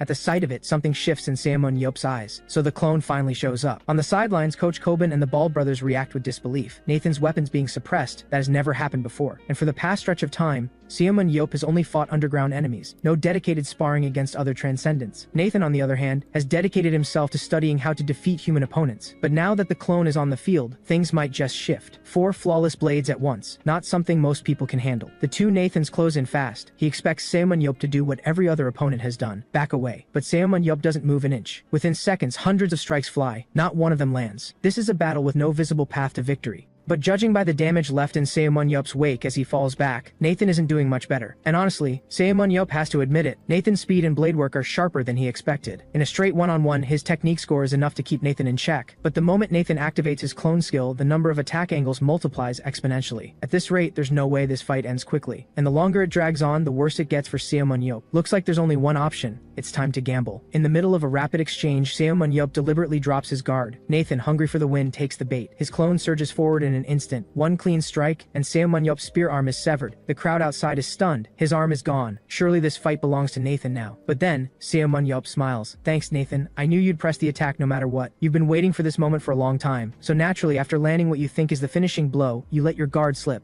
just for a split second, but that's all I need to hit even the fastest human alive. His fist comes down like a hammer. Nathan's clone vanishes instantly. Nathan isn't done yet. Clone gone, but his real body still stands. He grabs his weapon and charges again, but this time, his blade freezes just inches from Ximen Ye's face. Blocking his path is Kichi. Call it a draw, but our team still wins. No matter how intense the fight gets, never forget this is a team sport. Stepping out of the virtual pod, Nathan can't help but reflect. Ximen Ye just gave him a lesson he won't forget. Just then, Coach Coben walks over with the Bald brothers. Trading an arm to take out one of Nathan's clones, Mr. Ximen, you never cease to amaze. Ximen Ye smiles and asks if there's another round. He says if he can review the footage from that match, he might just find a way to counter Nathan for good. Coach Coben's eyes light up. If Ximen Ye is being this generous, he's not about to hold back either. He leads Ximen Ye straight to the club's analysis room. He introduces the room's head analyst, Sana. Ximen Ye activates his analysis eye to take a look. Sana's stats are nothing special on the surface, but if he's running this place, he's clearly got something most people don't. Sana explains that times have changed. Transcendents no longer rely on the underground people to analyze their data. Now they use the Enhanced Analysis System, the EAS. It records every detail of every match and converts each player's stats into clean, readable data. Most top-tier clubs are already running it. As Sana talks, Ximen Ye finds himself intrigued. He doesn't personally need it. He has his analysis eye. But for his coaching staff back home, this could be a game changer. And with hard data to back him up, maybe that stubborn Mule Dong-jun will finally stop arguing with him. Still, 3.4 billion. That gives him pause. Then an idea hits him. He turns to the Bald brothers. Let's make a deal. I'll hand over all my combat data. In exchange, you give me one of these systems and someone who knows how to run it. The Bald brothers are instantly sold as his biggest fans. They've spent years collecting every piece of footage they could find of Ximen Ye in action. Getting his actual combat data, that would complete the collection. They agree on the spot, no hesitation. Ximen Ye grins. Don't worry, you're not losing on this deal, because the second match is going to give you something to talk about. He steps away and splashes some water on his face. And just like that, a new superpower appears. Enhancement. Choose any existing ability and boost it. Any stat plus 10 points. Ximen Ye blinks. When did this happen? Superpowers awaken through personal traits, or through a sudden surge of focus under intense conditions. So when did this one unlock? Was it during the fight with Nathan, when his concentration peaked, or is it tied to his willpower sitting at 110? Either way, this skill is completely overpowered. Several of his stats are already capped at 100%. Push them past the limit and he becomes untouchable. Perfect timing. Round 2 against Nathan starts soon. Might as well test it out on him. The countdown hits 0. Round 2 begins. Ximen Ye activates enhancement on his technique score. His technique breaks through the cap, all the way to 110. He hurls the spear with full force. It screams through the air like a drill. The speed alone leaves Nathan speechless, but before he can even react, the spinning spear curves mid-flight right in front of his face. It obliterates his clone on contact. Surprised? Nathan's mind goes completely blank. He replays what just happened. The spear accelerated and changed direction mid-air. Is this the hidden weapon he's been sitting on? But there's no time to figure it out. Ximen Ye is already charging in. Nathan tries to create distance, but the spear follows him like it has eyes of its own, and Nathan is down. Round 2 is over. It took even less time than the first. Nathan is burning with curiosity. He wants one more round. Ximen Ye was planning to take a break, but after enough pestering, he agrees. Round 3 starts. Nathan activates his clone skill without a moment's hesitation. Ha! Clones right at the start. Looks like you've picked up a thing or two. The spear spins in his grip, facing Nathan's double clone. Ximen Ye enhances his technique again. At 110, he's in complete control, 4 blades coming at him, and he handles every single one with ease. He has the upper hand in combat, but Nathan's raw speed still edges him out. Ximen Ye glances at the teammates standing behind Nathan, and just like that, a wicked idea takes shape. You want to play? Fine. Let's play a different game. If I can't catch you, I'll just get into your head instead. He vaults over and dives straight into Nathan's teammates. Ximen Ye goes on an absolute rampage. Sure enough, watching his teammates fall one by one, Nathan starts losing his cool. He charges in fast, but Ximen Ye already has 2 spears waiting for him. Alright, game over. Round 3 ends. Nathan loses completely, but Ximen Ye can't stop singing his praises. After these 3 rounds, Nathan is without a doubt a top-tier transcendent. No wonder Gerald never made it into the 3 giants. The gap between those two is massive. Still, he gives Nathan one piece of advice: work on his strength score. There's still room to grow there. With the day's sparring done, Ximen Ye finally has a moment to himself. He's been dying to test out enhancement on his other skills. After enhancing his analysis eye, 2 new properties appear: the ability to observe through recorded media and expanded stat visibility. He turns his analysis eye on himself to try it out. 2 hidden stats appear: leadership and tactics, both sitting at 100. No wonder he became the captain of the 7 heroes. Next, he enhances his throw skill. It gains a new effect. He can now recall any thrown weapon back to himself. It costs focus to use, but the utility makes it more than worth it. That just leaves one more: the undying skill. Ximen Ye feels a flicker of nerves. He has no idea what this one will do. The moment enhancement activates, his limbs begin shifting into spirit form, and it's spreading, crawling across his entire body. A brilliant flash of light. Ximen Ye is now a fully formed spirit body hovering in midair. For 120 seconds, he transforms into a focus form spirit body, immune to all attacks and able to pass through any physical object. Ximen Ye is speechless. This is beyond broken. He bursts out of the room in excitement. Not only can he phase through walls, he can fly freely through the air. He's basically a ghost. Just as he's about to head back, a dark and familiar presence washes over him. His eyes sharpen. That's the aura of the underground people. He locks onto their location and breaks into a grin. Those rats are still alive. Now that's exciting news. He launches his spear toward the target like a missile. It hits dead on. He lights up. He can feel it. The underground person took the hit. But just as he moves in to check, a system alert flashes. 120 seconds are almost up. He's about to return to his physical body. Are you kidding me? I haven't even found them yet, he curses. Snapping back into his body in the hotel room, he slams a fist into the wall to vent his frustration. Just as he prepares to enter spirit form again and go after them, their presence vanishes completely. Meanwhile, in a dimly lit shrine somewhere in the shadows, a cloaked figure stands over a subordinate, voice low and sharp. Buried in the subordinate's side is a spear, the exact one Ximen Ye just fired. The underground people never disappeared, and soon they will return. A few days later, the Ball brothers arrive with Sana in tow. He'd asked them for an ES unit and a trained operator, and Sana is the one they found. Ximen Ye scans him with his enhanced analysis eye. Sana's 2 hidden stats are remarkably high. On top of that, his superpower grants him extraordinary concentration. No wonder his regular stats are average, yet he's been head analyst for 3 years. This guy has real depth. He asks Sana straight up, any regrets? After all, his club is sitting dead last. Sana admits he never would have agreed before, but after watching Ximen Ye's combat footage, he changed his mind, taking a last-place club in a second-tier league and building it into a world-class team. That's a challenge worth taking, and one that would do wonders for his career. But he has one condition: Ximen Ye must compete as a player at least 3 times within the year. It's not that Sana doubts his own ability. Any team with Ximen Ye can win. The real reason is simpler: he doesn't want his instincts to go dull. With YSM's current roster being fairly average, he needs to witness top-level competition to stay sharp and find inspiration. And he promises, within 1 year, he will lead YSM to the championship. Ximen Ye thinks it over for a moment, then he agrees. Back home, Ximen Ye introduces Sana to the team. Sana wastes no time. After a brief introduction, training begins immediately. With the ease up and running, every player's stats are now fully quantified. It makes the day-to-day training sessions far more efficient. The team's chemistry impresses Sana, but one thing he can't wrap his head around: why on earth did they recruit some of these transcendents? Take Jo Sung-ho. His stats across the board are borderline terrible. Sana sees absolutely no growth potential. Sure, he has useful skills, but with stats like that, he's a liability. Sana makes a fair point, but Ximen Ye sees things differently. His enhanced analysis eye picks up hidden stats the EA simply can't detect. Jo Sung-ho's leadership and tactics scores are both looking very promising. With the right development, he could become the team's second in command. Sana pauses at this, but he quickly nods and says he'll take Jo Sung-ho under his wing personally. Sana moves on to Choi Jong-min and Yoon Baeom. Choi Jong-min is solid, strong skills and decent stats, no issues there. But Yoon Baeom, does he really deserve this much attention? His superpower feels underwhelming to Sana. Ximen Ye knows exactly why Sana feels that way. The EAs can't read the hidden properties of Yoon Baeom's skill. His focus score is already at 69, just a little more, and that skill will transform completely. Ximen Ye tells Sana not to worry. He's never misjudged a player yet. Sana is taken aback by that kind of confidence. He opens his mouth to respond, but Ximen Ye cuts him off. Just be patient for a few days. Trust me, we're about to hit the jackpot. 2.5 weeks in, Sana is completely sold on Ximen Ye's eye for talent. Looking at the daily training footage, Ro Jonghwan, Jihan, Lee Na-yeon, Jo Sung-ho, and Choi Hyuk, the 5 players Ximen Ye handpicked are now the undeniable backbone of the team. A month ago, Sana never would have believed it, especially not Choi Hyuk. He assumed Ximen Ye would slot him in as a striker, but after studying the data closely, he discovered that Choi Hyuk has a superpower that enhances his physical endurance. Without careful observation, the EAs alone would never have caught it, and that makes Ximen Ye's judgment feel all the more extraordinary. Meanwhile, Yoon Baeom, still waiting on his hidden skill to awaken, is starting to lose heart. Choi Jong-min, a full year younger than him, is already a starter on the team, and Yoon Baeom can barely keep up with basic training. He approaches Ximen Ye with a heavy look. Did you make a mistake picking me? Ximen Ye gives him a flat look. Didn't I already tell you? Your superpower evolves through effort, though I'll admit there's a bit of a gamble involved. Are you seriously gambling with my life right now? What did you think this was? A vacation? Looking at the defeated expression on Yoon Baeom's face, Ximen Ye knows something has to change. He grabs Yoon Baeom and heads up into the mountains. Along the way, he tells him there's a method he's been saving, specifically for training focus. Focus has a unique quality. It grows most powerfully in a power spot, a place that resonates with who you are. Take himself, for example. His focus surges inside a dungeon. The moment he steps into one, he feels alive, like he actually matters. And it all traces back to something that happened to him as a child, in the orphanage. Everyone carries scars, he says. The ones who face them head on are the ones who get close to something real. And with that, he leads Yoon Baeom to the entrance of a cave. Before Yoon Baeom can even ask what's happening, Ximen Ye kicks him straight in. You've got 10 days down there. Sit with it, your loser mentality, your dark outlook, all of it, and throw your phone up here. If I catch you sneaking out before time's up, you're finished. Yoon Baeom stares up with the look of someone who's given up on life. But as he replays his life in his head, the words start to land. Has he really just been that much of a failure? He takes a breath and steadies himself. Wait, if the world's #1 hero says he can do this, then he can. He closes his eyes and focuses, feeling the current of focus move through him. And just like that, 10 days pass. When he finally crawls up to the cave entrance, Ximen Ye points his enhanced analysis eye at the security feed on his phone. Ha! There it is, jackpot. Yoon Baeom drags himself out and spots the security camera. He's about to complain, but Ximen Ye's voice comes through first. You've still got time before the second half of the season. Use it. Get familiar with your new superpower, because the first match coming up, that will be your first time taking the field as a starter. The first match of the second half arrives. YSM versus GT Knights. Right from the start, GT Knights split into 3 squads in a 4-4-3 formation. YSM counters with 2 5-man squads, and Yoon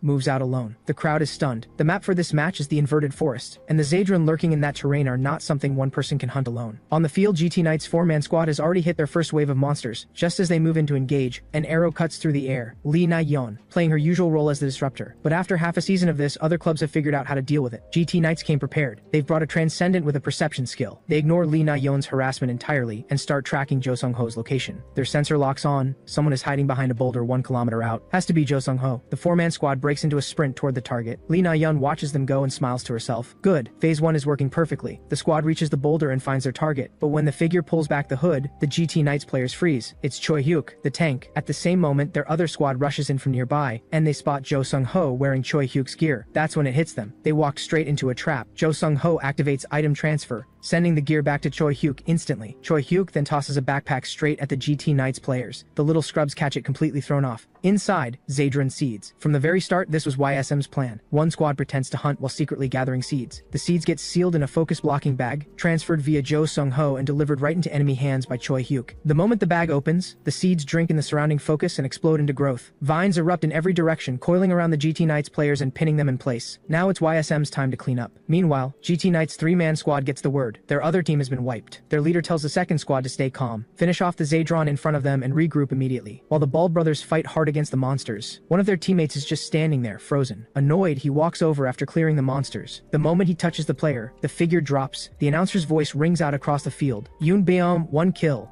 The Bald brothers are completely thrown. What the? Did that just happen? A shadow is already closing in. The real predator lurking in the dark is about to strike. With his skill advantage, Yoon Beom secures a double kill. But when he turns to the Bald brothers themselves, their reaction speed is on another level. A direct ambush won't work here. Before the match, Ximen Ye had coached him on this. If a sneak attack fails, with his current stats, going head-to-head isn't an option. So he prepared 2 weapons for him, a crossbow and a short blade. Yoon Beom bursts out of the shadows with the crossbow raised. On the sideline, Ximen Ye watches with quiet satisfaction. The crossbow has a short range, but it's easy to use and accurate. The fact that Yoon Beom read the situation and switched strategies on the fly, that's exactly what he wanted to see. Still, for someone making his first real appearance, holding his own in a direct one-on-one is a tall order. Just don't give up. As long as you keep going, there's always a way out. Out of bolts, Yoon Beom switches to his short blade and charges, but mid-charge, a small stone catches his foot and sends him tumbling. He eats dirt hard. The Bald brothers stare in disbelief. What kind of strategy is this? Before they can figure it out, Yoon Beom slips into a crack in the ground and disappears. Damn it, that was embarrassing. So you can slip into shadows. Is that your whole trick? Yoon Beom pauses. This guy hasn't figured it out yet. Perfect. Time to use that. Yoon Beom surges out of the shadows again. The Bald brothers are getting irritated. You little rat, if it weren't for that skill, you'd already be dead. Take this. The blade sweeps across, but Yoon Beom doesn't dodge. It catches him just a finger's width from his midsection. A real hit. The Bald brothers narrow their eyes. Why didn't he dodge? He could have used Shadow Walk? Then the answer clicks. The skill must have a limit. It can't be used indefinitely. If that's the case, no more holding back. Yoon Beom is barely holding it together, but that was the plan all along. He's been playing weak from the start, drawing them in, and now the moment is finally here. The long blade comes crashing down toward Yoon Beom's face, but when the strike lands, the blade drives straight into the ground. Swing that hard and you're not getting it back out. It finally hits the Bald brothers. The skill has no limit at all. He was baiting them the whole time. In that split second of hesitation, Yoon Beom flashes behind them, blade already drawn. Forgot to mention, I don't need to hide in my own shadow here, because this entire map is already inside the shadow of the inverted forest. Watching Yoon Beom land the kill, Ximen Ye breaks into a warm, proud smile. Today's match went even better than expected. At this rate, taking the championship is practically a done deal. But if they aimed for the world championship instead, wouldn't that be something worth chasing? Ever since Sana joined the club, Ximen Ye has barely had to think about team matters. One day, he's at home, idly watching a show, when an old friend shows up at the door. Eric Tulan, one of the last 7 heroes, the star of Country B, known as the Axe God. Turns out, when Tulan heard Ximen Ye was in Country B, he wanted to catch up, but he ran into trouble in the middle of the ocean and lost some time. So he followed him all the way back here. Looking at this big, straight-faced man standing in his doorway, Ximen Ye feels a genuine warmth. Tulan carries 2 skills, bad luck and survival instinct. instinct. No matter how hopeless things look, he always finds a way through. Baek Ji-ho's wife steps out of the room at that moment, and her face lights up when she sees one of her husband's old brothers in arms. A full table of food, and the three of them eat until they're completely satisfied. Tulan tells Ximen Ye there's actually something he brought for him. He reaches into his bag and pulls out a glowing stone, a dungeon return stone. Ximen Ye's eyes go wide. Back in the age of transcendence, these things were everywhere, practically disposable. But now, to him, it's priceless, because with this, he can go back. Tulan stays for 2 days, and then packs up and heads out. On his way out, he tells Ximen Ye to come visit when he gets the chance. Ximen Ye sees him off, and immediately starts packing. Baek Ji-ho watches, confused. Where are you off to this early? My secret base, of course. Before Baek Ji-ho can say another word, Ximen Ye is already on his bike and gone. Out in the mountains beyond the city, Ximen Ye hikes through with his pack, retracing old paths. He still can't believe Tulan was sitting on something like this. With this stone, he'll finally be able to get to the magic stones, the monster hides, all the dungeon treasures he stashed away. The thought alone fills him with energy. He pushes deep into the mountains at full speed. Before long, he arrives at a cave entrance sealed behind a massive boulder. Behind that boulder, a dungeon entrance. This is it, his secret base. Back then, if you cleared a dungeon and used a return stone to exit without destroying the core, you could leave behind a ghost dungeon, empty, intact, and invisible to the outside world. Ximen Ye had set this one up specifically as a place to store his spoils. He never imagined he'd get the chance to open it again. The familiar air of the dungeon fills his lungs, and he feels it immediately. That old thrill. He thought he'd adjusted to modern life, but standing here now, he realizes that was never true. The dungeon is where he belongs, but just as he lets himself sink into that feeling, a strange presence flares up behind him, then vanishes just as fast. Ximen Ye frowns. There shouldn't be anything alive in here. The entrance showed no signs of forced entry. Unless, he tightens his grip on his spear. Could the underground people still be alive? Now that would be exciting. Right now, more than anything, he needs a real fight, to let out all that raw, untamed energy building up inside. He charges toward the central chamber of the dungeon. Just as he crosses the bridge and closes in on the entrance, a beam of light fires straight at his face. He halts and throws himself back. He looks up, and his excitement drains away instantly. Standing in his way is a massive, oversized Zadran. Not the underground people, but this thing can still give him a decent workout. And judging by the size of it, everything in his storage has probably been devoured. Zadran are creatures that will eat just about anything, including their own waste. They also serve as crops for the underground people. Zadran store focus inside their bodies, and the underground people harvest it directly from them. But why would one be in here? Could he have missed a Zadran seed when he cleared this place? It's possible, but Ximen Ye is thorough. Every time he cleared a dungeon, he turned the whole place over and destroyed every last seed. He can't make sense of it, but that can wait. Deal with it first. The Zadran lashes out with its vine tendrils. Ximen Ye grips his spear with both hands. Without taking a single step, he deflects every strike. The moment an opening appears, he activates Enhanced Throw without hesitation. The spear blasts forward like a missile and drives straight through the creature. A thunderous impact, and the Zadran collapses. That was it? Hardly satisfying. He recalls the spear and starts venting his frustration on the corpse, striking it over and over, as if that's the only way to get it out of his system. An hour later, every last seed has been cleared. He keeps one, just as a memento. He heads into the storage area, just as he suspected, cleaned out completely. But there's one room the Zadran could never touch, the sealed stone chamber, where the dungeon core is kept. He had placed a seal on it years ago, and stored his magic stones inside. The door shows no signs of damage. He pushes it open and steps inside, and stops cold. The chamber is empty, nothing left but the core itself. To humans, magic stones are just glowing rocks, but to the underground people, they're the equivalent of oil and coal. Could there really be an underground person in here? Then his eyes land on something on the floor. Wait, isn't that my spear? The moment he confirms it's his, everything clicks into place. What he sensed back in Country B was no illusion. That underground person fled and ended up here. After a closer look around, the picture becomes clear. If he's reading this right, the underground person has been farming Zadran inside this base, and this chamber must have been rigged with some kind of alert system. Then, a dark, eerie presence erupts from behind him. He turns. A cloaked figure materializes in a haze of deep red. Ximen Ye breaks into a wide, delighted laugh. You damn underground people, you really are still alive. Nearly a year back on this earth, and he's been starving for this. The feeling of being back in a real dungeon fight. The rank of underground people is determined by the color of their focus, and the level 3 red focus underground person standing before him is exactly what he was hoping for. The underground person sees the mocking look on his face and lets out a roar. Filthy human, why are you here? Ximen Ye lets out a quiet, dangerous laugh. Filthy human? What if I told you that your entire civilization was destroyed by the very humans you're looking down on? How would that make you feel? But honestly, humanity owes you people a debt of gratitude. Because you were our prey, just like you harvest Zadran. We hunted you, and the rewards let us live very, very well. We made a killing off of you. At that, the underground person can hold back no longer.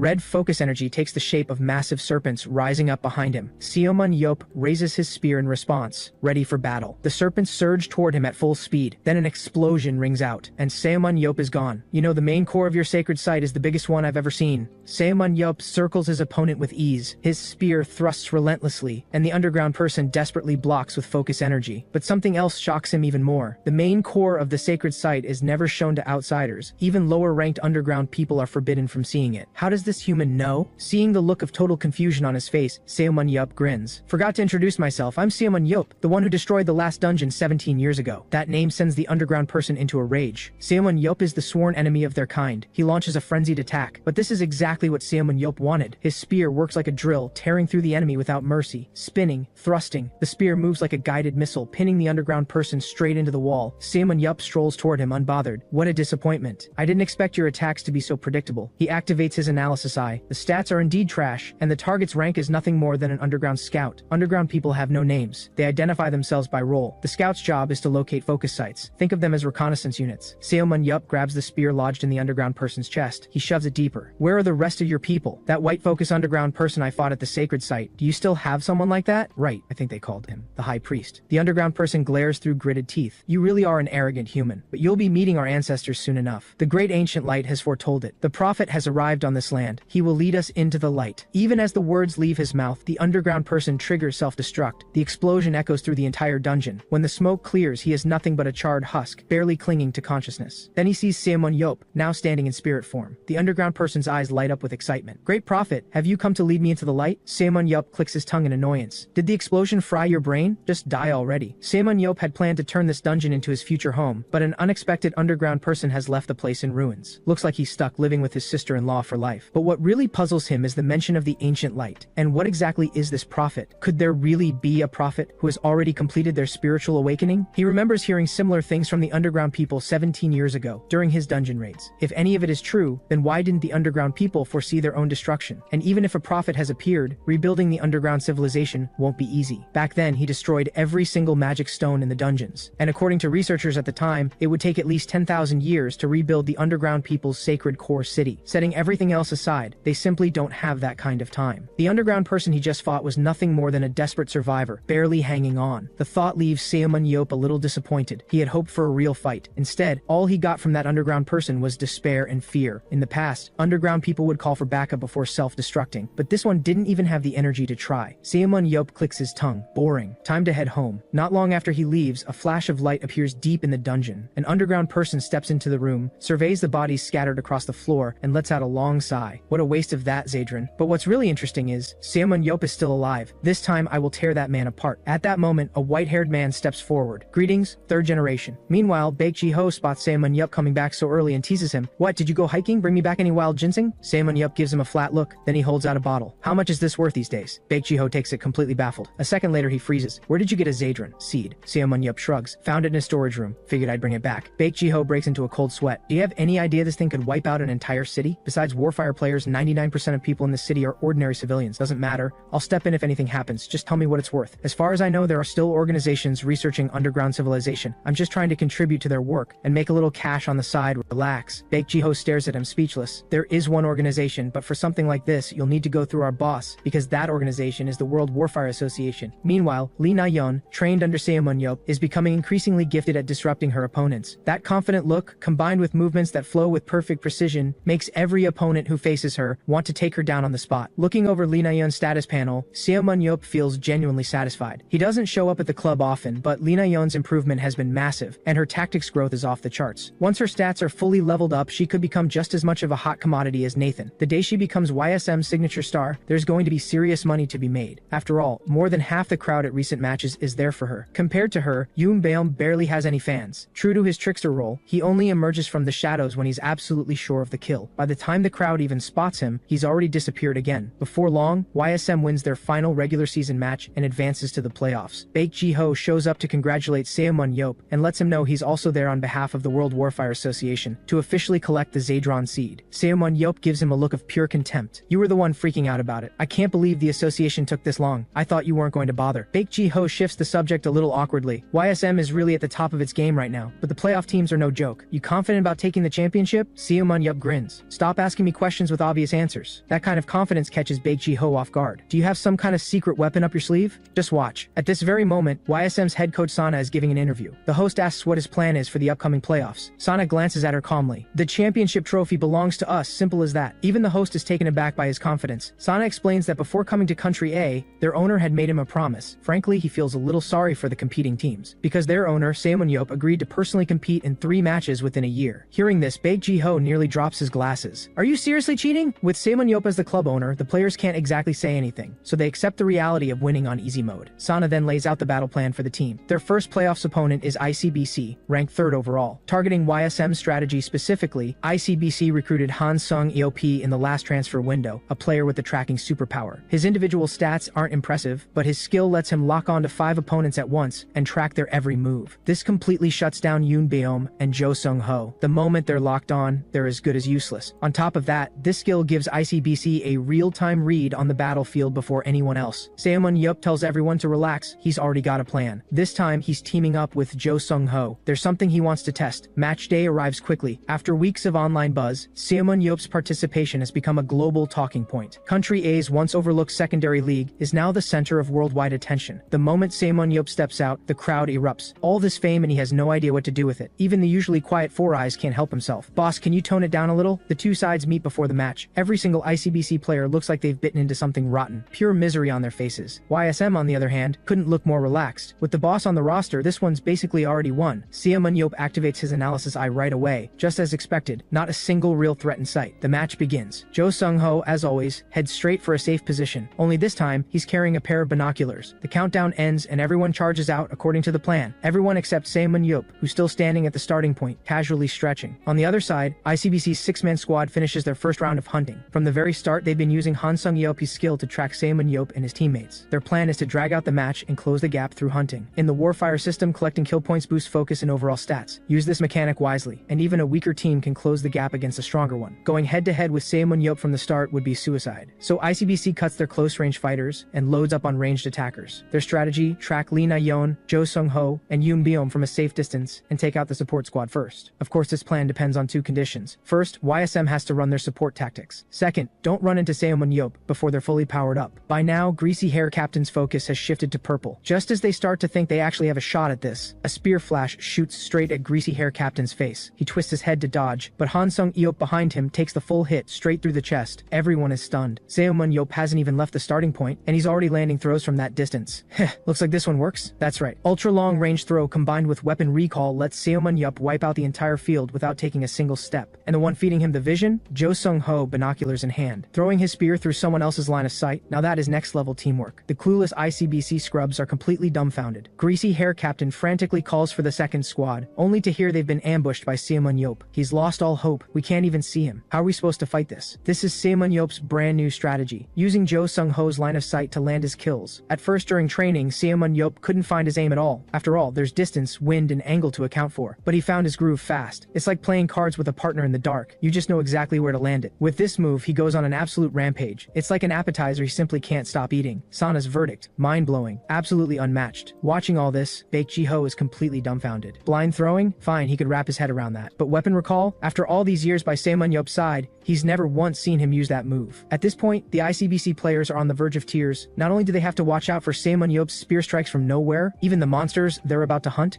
keep getting sniped away by him. Anything he sets his sights on gets pierced, no exceptions. And the worst part? He's clearly enjoying himself more with every kill. Greasy Hair Captain finally loses it. Let's pull back, now! At that exact moment, a spear launches through the air. Greasy Hair Captain throws everything into a desperate block with his shield. The spear slams into the ground. The scrubs let out a breath that was way too close, but they completely miss it. A shadow stretching out ahead of the spear, caught in the refracted light. Ximen Ye calls Yoon Beom over. You can't just keep lurking in the wings. Time to earn your spot. That's right. Ximen Ye uses the shadow cast by his spear to teleport Yoon Beom directly in. Get ready for a trickster's feast. Meanwhile, the rest of YSM's roster has fully powered up. From this point on, even if Ximen Ye doesn't lift a finger, the result is already decided. The match ends. Ximen Ye is the undisputed MVP. To a roaring crowd, he walks off to the locker room. Sana says the match delivered massive visual impact, and the crowd response was incredible. Ximen Ye lets out a quiet laugh. Then let's wrap up the show. Starting now, I'm playing for real. The second match between YSM and ICBC takes place in Thousand Bridge City, a cylindrical tower built from countless bridges. Some bridges collapse the moment you step on them. Others are pure illusions. Every step has to be calculated. It also carries a nickname, the Rookie Crusher Dungeon. The moment the match starts, all of YSM's players dive straight into combat against the monsters. The undead spiders hunt living targets with their webs, cocooning them and turning them into zombie soldiers. The monsters are so lifelike they bring back memories of Ximen Ye's actual dungeon days. He takes stock of the numbers, then tells the team to handle the weaker zombies, and keeps all 8 undead spiders for himself. With that, he activates Enhanced Throw. 8 spears held between his fingers, both hands launch at once. The spears fly as if guided by their own eyes, each one zeroing in on a different undead spider. Explosions, shrieks, and the wet crunch of impact echo through the dungeon. The more he kills, the more fired up he gets. his own teammates can only stare. Did the boss come in fully buffed or something? In just 2.5 minutes, every monster in the area has been wiped out. Across the entire Warfire competitive scene, that kind of speed is absolutely explosive. Ximen Ye calls Jo Sung-ho over. He tells him to use focus transfer to share his focus energy with the rest of the team. Right then, a fierce shout rings out. Hands up, you're surrounded. Boss, what do we do? They've got us cornered on the bridge. Yellow hair grins with pure excitement. Let's see you get out of this one. Archers, move up. The whole scene cracks Ximen Ye up. I can't believe you idiots actually came up with this plan. The effort alone deserves some respect. So let's all enjoy the fall together. ICBC stands there completely lost. At this moment, Ximen Ye activates weapon recall. The spears he fired earlier are all on their way back. The key detail, they return at the exact same speed they were thrown. And that kind of force will tear through everything around them. Sure enough, the ground beneath everyone, teammates included, shatters, and they all plunge deep into the cylinder. Ximen Ye planned this from the very start. He knows the layout of this dungeon by heart. So before recalling his spears, he made sure his teammates were standing in the safe zones. Every YSM member lands on a real bridge. The ICBC scrubs, on the other hand, either land on illusions or hit the fake bridges that crumble on contact. But just watching them fall isn't enough to satisfy Ximen Ye. He wants to take out all 6 of them before they even hit the ground. Ximen Ye dives down like a god of death. One thrust, one kill. In just 2.5 seconds, he racks up 4 kills. Everyone watching outside is speechless. Is this something a human being can actually do? After the 5th kill, Ximen Ye locks on to the last one still falling. The spear drives into his chest, and Ximen Ye rides him down from above, feet planted on the scrub like a surfboard. Heh, human surfing for the finish. How's that feel? 1 strike, 1 kill, clean and effortless. The remaining 5 have completely given up. This guy has to be a demon. Swift as a reflex, smooth as silk, Ximen Ye steamrolls through everyone with sheer overwhelming force. Faster than you can blink, he single-handedly racks up 11 kills. Numbers like that would turn heads even at the World Championship League. The crowd goes absolutely wild. Best ticket they've ever bought, no question. The match ends. Lee Na-yeon rushes over to congratulate him, buzzing with excitement. Ximen Ye looks completely unbothered. What's the big deal about stomping scrubs? I did the same thing to the national team at that charity match. Lee Na-yeon breaks into a cold sweat. Easy for you to say. The ICBC guys are absolutely falling apart mentally. Ximen Ye tells Sana he won't be stepping in for the next match. He's already crushed their will to fight. The rest is just cleanup. If we can't close it out from here, we might as well pack up and go home. Before long, the first playoff series is over. YSM sweeps it 3 straight, a dominant total victory. In the second playoff series that follows, the same story plays out all over again. Ximen Ye uses sheer undeniable power to show the world exactly who stands at the top. The Bald brothers even put out a statement. They'd sell everything they owned to sign him. Meanwhile, in City L, Country C, one of the former 7 heroes and head coach of Steel Legion, Emre Casa, can no longer sit still. Among all the Warfire clubs in the world, 3 stand at the very top. First is Spark Club, run by the Bald brothers. Built around Nathan and Kichi, their roster is stacked. Next is Mobile Hub, centered on Gerald. And last is Steel Legion, led by Casa, with one of the 3 giants, Daniel Mans, on the roster. They consistently crush opponents with flawless strategy. Of these 3, Spark Club and Steel Legion share the deepest and most heated rivalry in the league. Put simply, whoever signs Ximen Ye wins the championship. Casa goes to his club owner and lays out his plan. The owner grimaces. He's always respected Casa's calls, but the bad blood between Casa and Ximen Ye is public knowledge. Back in the day, 17 years ago, Ximen Ye and Casa were constantly at each other's throats over how things should be done. The rest of the team just learned to live with it. The owner tells Casa straight, Ximen Ye is a bull no one can tame, especially not from a head coach's position. He tells him to calm down. Steel Legion may have been stuck in second place for ages, but they're still one of the best teams in the world. But Casa isn't having it. He fires off stat after stat, argument after argument. The owner gets worn down. Fine, just tell me, how much are we talking? Casa doesn't blink. To take him from the Bald brothers, we need to be ready to put up at least 180 million. The owner completely loses it. Do I even look like I'm worth 100 million myself? Meanwhile, Ximen Ye had only promised Sana 3 appearances in a year, yet here he is showing up in every single playoffs match. Even Sana, as head coach, can barely keep a straight face. Boss, can we keep a lower profile, please? I was hoping to use these matches to develop the players. You come in and wipe everyone out from the start? What's the point? Despite everything, Ximen Ye cheekily insists on one last match. While the two are still going back and forth, Choi Dong-jun quietly raises his hand. He's been getting a flood of transfer offers. Ximen Ye stares at him. Why are you even telling me this? Reject them all. Boss, they're asking for you. Word is the transfer offer is up to 100 billion. At that number, Sana briefly entertains the thought of selling Ximen Ye. With that kind of money, they could buy top-tier players and push for the National League. Ximen Ye looks baffled. The National League? Shouldn't we be aiming for the World Championship League? Sana shakes his head. Not a chance. Even with your ability, you can only dominate in Country A. At the world level, pulling off 11 solo kills isn't going to happen. Ximen Ye bristles a little, but he can't argue with confidence. He's seen Nathan's ability firsthand. If there were 11 players at that level on one team. Even he might not come out on top. Ximen Ye asks, what if they brought in some foreign players? That should do it, right? Sana stares at him. Who's going to come to a team like this? No housing, no car, no money. Miss any one of those and they walk. And the good foreign players are all already signed. At best, we're looking at unproven prospects. Even then, the growth ceiling in Country A's league is basically non-existent. Besides me getting dragged into this mess, there's almost no reason for anyone to come here. Ximen Ye goes quiet. Looks like they'll need to find raw talent and build it from the ground up. After the playoffs wrap up, Ximen Ye calls Sana and Choi Dongjun into his office. The team's 7 core players are set. He wants to bring in a fast support tank, as many close-range fighters as possible, and, most importantly, a solid ranged attacker. Lee Na-yeon has been outstanding, but her damage output is lacking. A stronger attacker would patch up the team's biggest weakness. He pulls out a list and hands it over. These are the players he plans to recruit in the winter transfer window. Sana picks up the list and reads. Choi Dongjun peeks over his shoulder. Then he freezes. Boss, are you serious? You actually want to recruit him? Easier said than done, though. The very first school Ximen Ye visits turns out to be a dead end. Coach Fatty tells him the 2 players he's after, one has already been signed by Twin Star Club, and the other has retired. Young as he is, he inherited enough property from his parents to never work again. Ximen Ye has no words. He turns to leave, but Coach Fatty stops him. There's a student named Young Min, graduated last year, but he's given up on Warfire and has no direction right now. Word is he's been hanging around with a bad crowd. Ximen Ye clicks his tongue. Do you think I'm running a lost and found? Coach Fatty tells him, Young Min genuinely has talent. He used to play close range, fighter. He can tell Young Min doesn't belong with those people. He doesn't want to see that talent go to waste. Ximen Ye thinks it over. So basically you want me to knock some sense into him and drag him back to Warfire. Fine, tell me where he is. Ximen Ye finds Young Min at an internet cafe. Just like Coach Fatty said, his stat growth looks promising, but none of it has been developed. He's been wasting away for far too long. To avoid being recognized, Ximen Ye puts on a helmet before approaching him. One of the thugs with Young Min takes offense immediately. Who does this punk think he is, rolling in here with that helmet on? Ximen Ye doesn't bother holding back. He steps in and unloads a military combo on the spot. The other thugs pull out blades, ready to jump in for their friend. But at that moment, Young Min catches something in those eyes and recognizes him. He tries to stop the others, too late. By the time the dust settles after a thorough and enthusiastic beating, every last thug is on the floor. Ximen Ye takes off the helmet and walks straight over to Young Min. Let's have a talk. At the corner of the internet cafe, a girl in a white cap has her phone pointed directly at Ximen Ye.